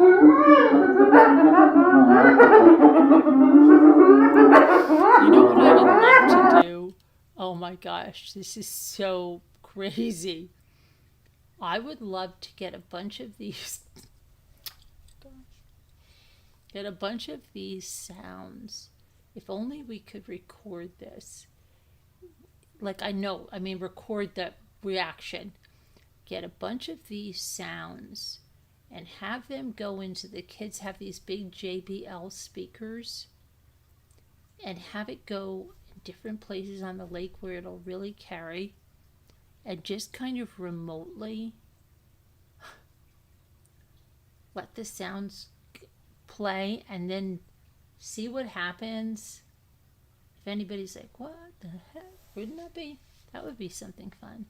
I've always said I wanted to have an outdoor movie playing Jaws with the projector and the screen, and then have everyone sit in inner tubes in the water. And I even recorded something where I told, it must have even been late last summer or earlier this summer, because I told them about this. And no one wants to do it. No one really goes. We used to go like night swimming or something, but then people get too cold and they don't go out at night, and then it's crazy. And we all go out at, people go to bed here with the chickens now. We couldn't even call to be like, how could you be sleeping? It's just so crazy. Okay. All right. So I think we're going to say it's a coyote. We'll have to just go with that tonight. Wouldn't that be fun? That would be fun. If we could, did you answer me about the R, just me, if we could record that? Can you imagine if everybody's houses were dark and then you did that and all of a sudden the lights flicked on, right? And everybody's out there with a flashlight like, what the freak? Rattlesnakes are out at night. Rattlesnakes like to sun themselves on the rocks. But we don't, where the rattlesnakes were, that was in That was not right around here. That was when we went on the hike.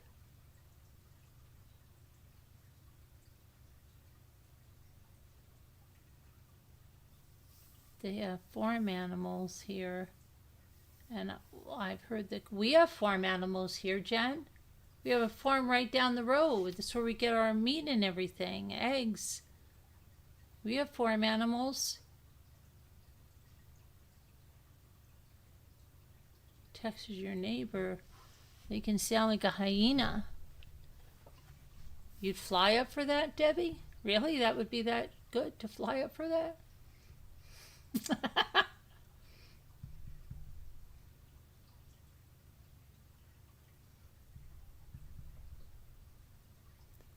That would be kind of funny. Imagine just driving around town and you have your windows down and you're playing that. Would be hysterical. You would have to get it outside the car, Jen. You'd have to get it like one of those, you have to get the speakers to come out with the sound so that it get out of the car, because it's crazy. I'm going to play that for the neighbors tomorrow. I'm going to go and play that for the neighbors tomorrow. See what they think about that. So crazy. The neighbor that I was meeting with, she goes, somebody told me that a bear was hibernating under my house, under the deck. And I said, who told you that? A neighbor. And I'm like, I said to Jimmy, I know what neighbor that is.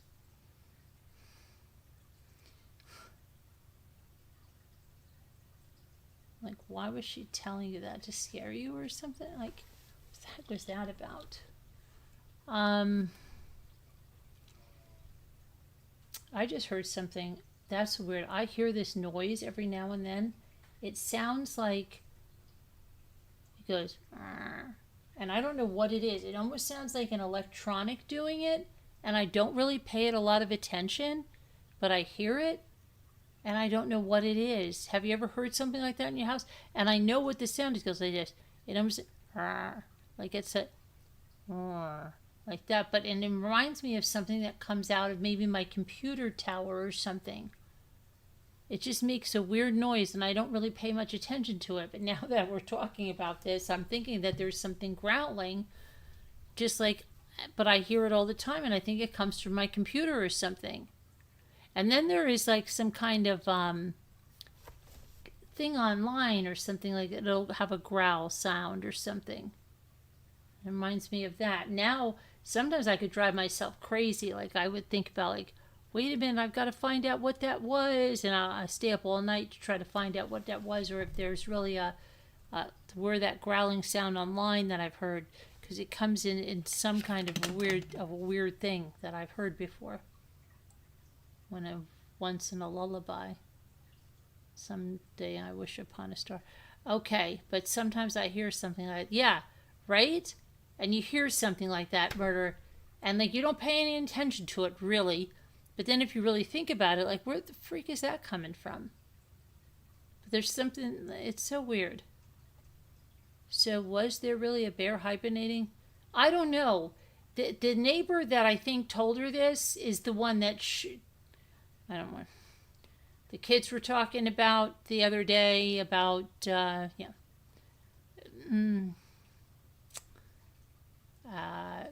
don't know if she was trying to scare my neighbor. I don't think it was. But then I'll just think about these things and I'll be like, I've got to find out what that was, or think about what that thing was online. Then I'm like, Carolyn, you can absolve yourself. You don't have to worry about that. Now, give yourself permission to forget that. So you're not up all night thinking about that. So crazy, some of the things that I think about. It's just nuts. Okay, I think we need to play the word game probably because it's getting late. And then you're all going to be going crazy. We all have that neighbor. We do? Yeah. At least one of them. Or if you don't have that neighbor, at least one of them, are you really living a full life? Come on. Got to have one.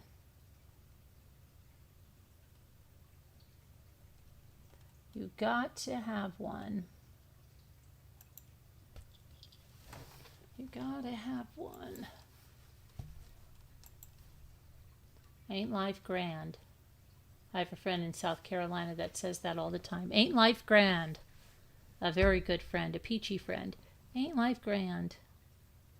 Okay.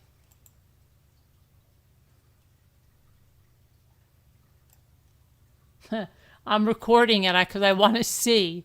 Oh my gosh. I'm recording the sound because I want to see it. What the heck was wrong with me? I'm recording the sound. I want to see it. Oh my gosh. Ah.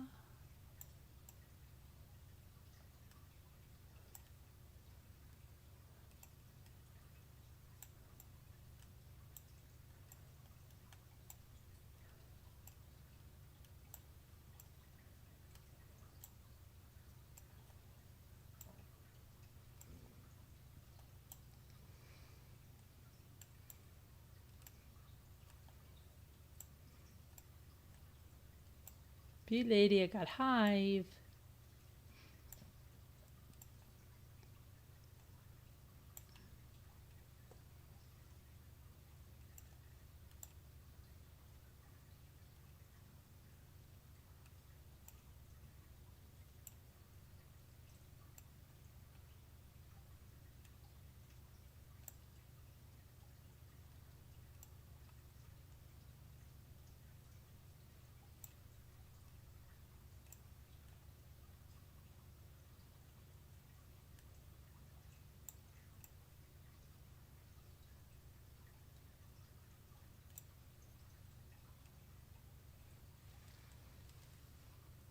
Oh, you got heavier too? Ah. I was going to surprise you with hair. I didn't get hair. Hair. And air. Okay.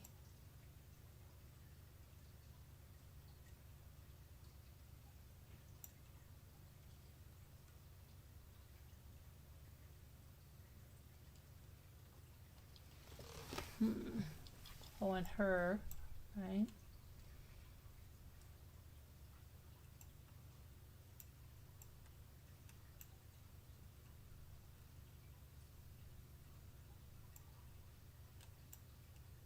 That's easy. And H-E.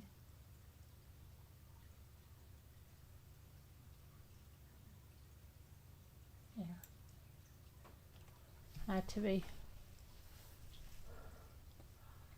Very good.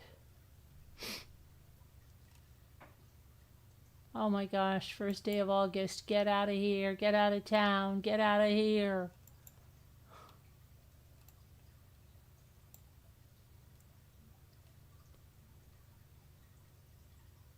A shady one. You have a nice one, a shady one, one who's never home. Oh, is that the kind of neighbors that you have? Do I have a neighbor that's never home, or you're just saying that that's what you have?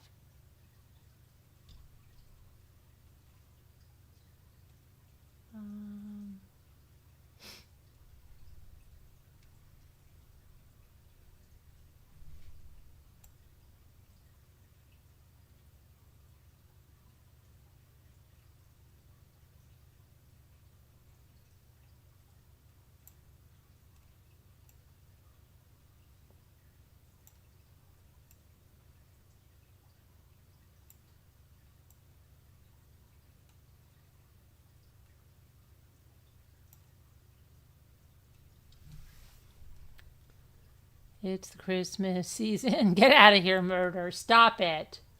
Don't even go there with that, the Christmas season. It's going to be the Christmas season in the store, though, because it's almost finished with the Halloween season in the store. I'm not kidding.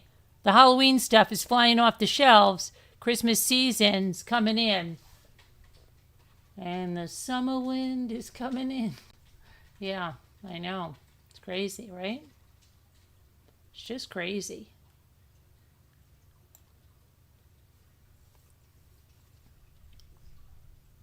Boyish. Ah, boyish. Very good. And the summer wind is coming in.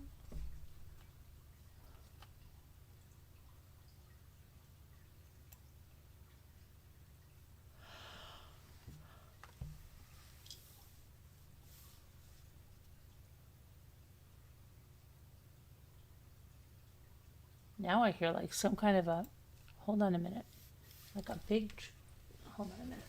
Hold on a minute, please. Hold on. Open this door for a second.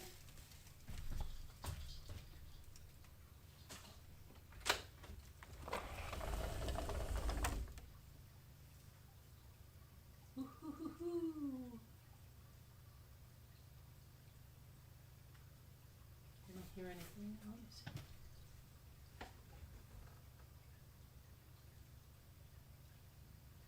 Ooh-hoo-hoo-hoo.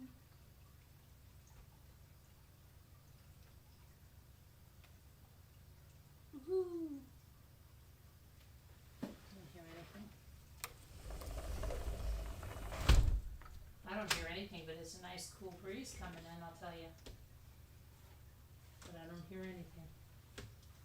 I don't hear anything. Okay.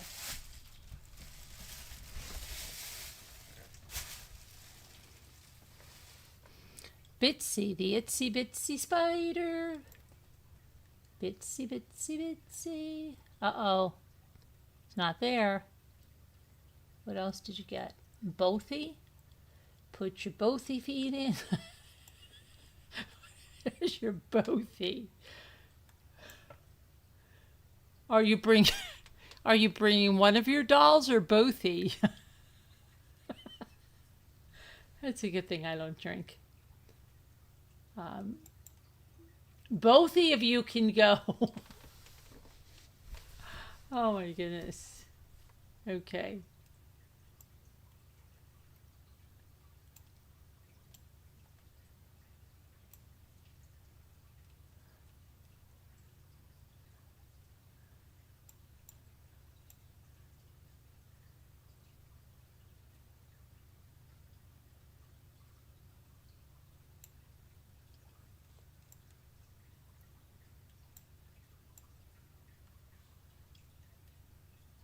Oh, it's a small cottage?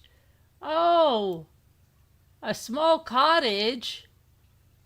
I've never heard that, ever, for a small cottage.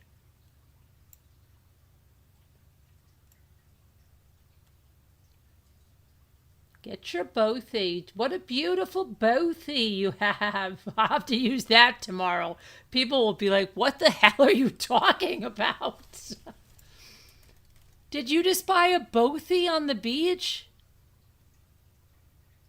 Or is it a bothy? Is it a bothy? A bothy on the beach. You know what? I'd really like to get a bothy on the beach. Oh my gosh. Nobody would know. They'd be like, what are you talking about? You sound like a freaking nut. Oh my goodness.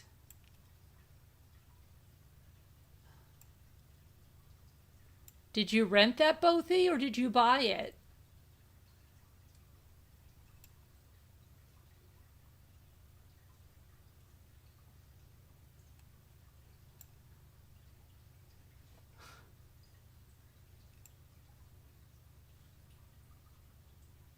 They have them in Scotland. Oh, really? Okay. My daughter's been to Scotland. I'll have to ask her if she knows what that is. Did you see any nice bothies in Scotland when you were there? I've got a lot of new words to use, right? What was the other cattywampus? That's all cattywampus. You're going to have to rehang that picture. Come on. You can't have it all cattywampus like that. Get the shopping trolley. Hurry up.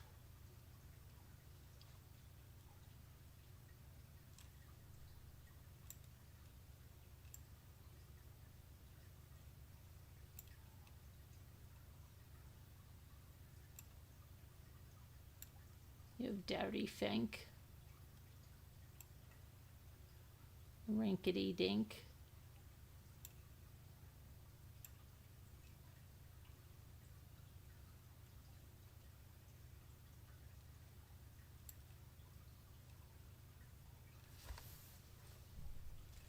Faking, you faker. You're faking me out.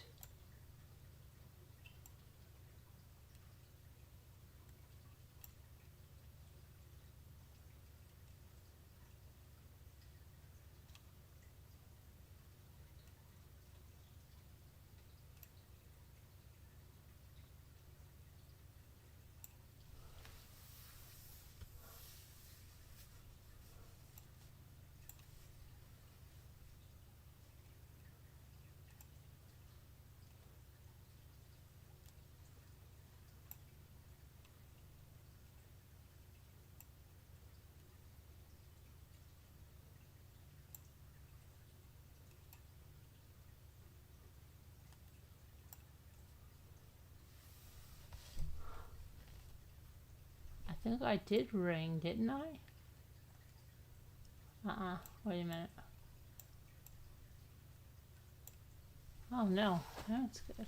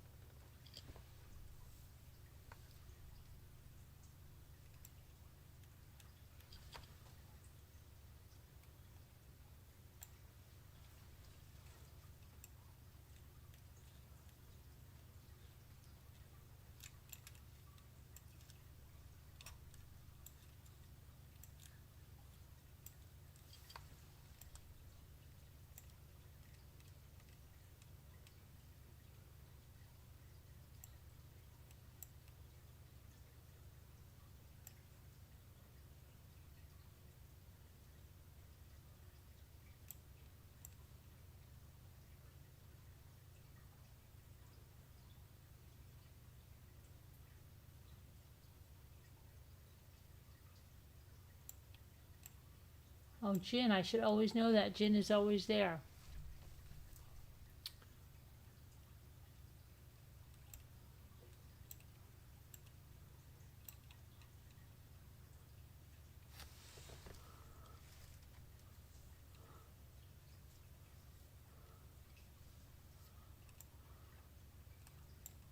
A nag. How come that didn't go through?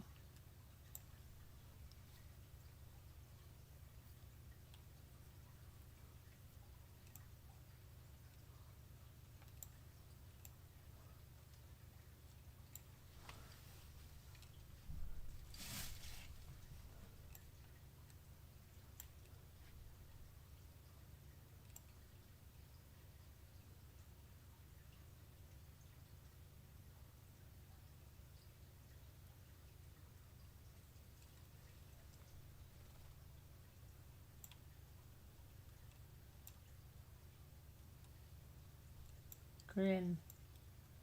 Pins and needles, needles and pins. A happy woman is one who grins. Honeymooners.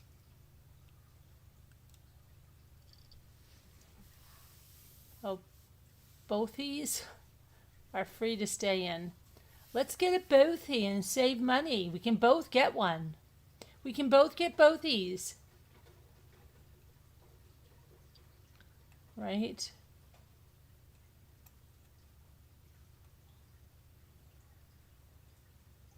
Raking, very good.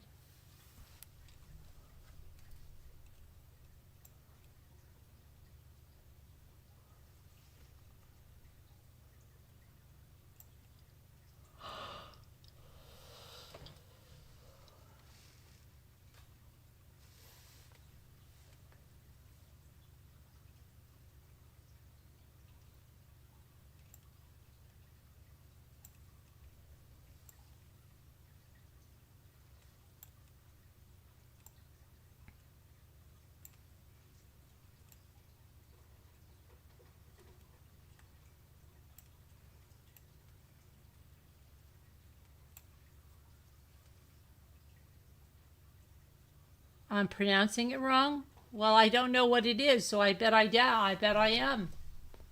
But I think my way sounds funny.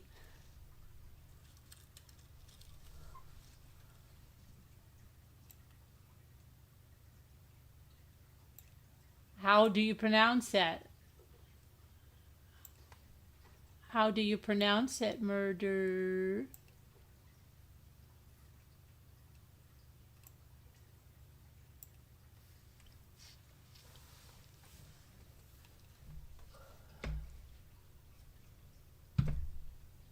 Abathi? How do you pronounce it?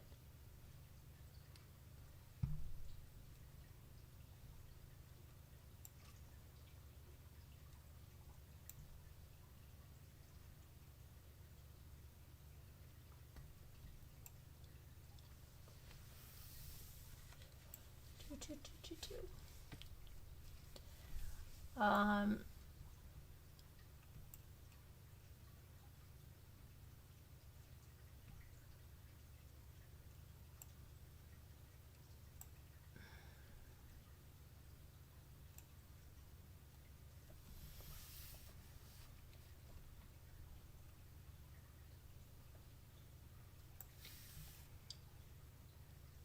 really? That sounds weird. Abathi? Let's get to Barty. Okay. We have a party at the party. I don't know, but murder, I'm tired. All right, I'm going to go to bed, you guys. I can't think of this last one right here. Oh, no. You guys didn't get it, did you?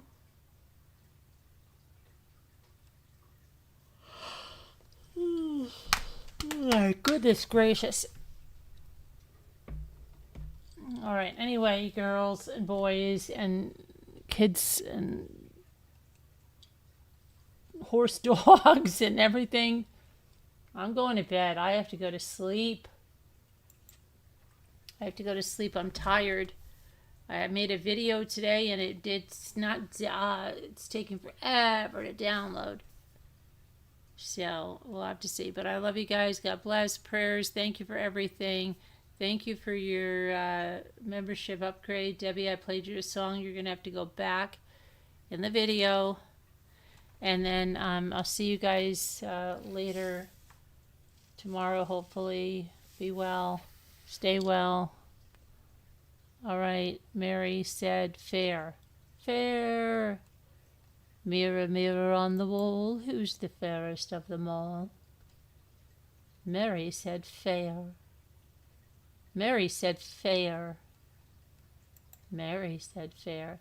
Mary said fair, Mother. Mary said fair. Do you think it's fair? Okay. There we go. We did it. Thank you, murder. God bless. Good night. Prayers for everyone. See you tomorrow. Be well. I don't know how to end this. Where's the thing? Okay, here it is. Good night, everybody. Be well.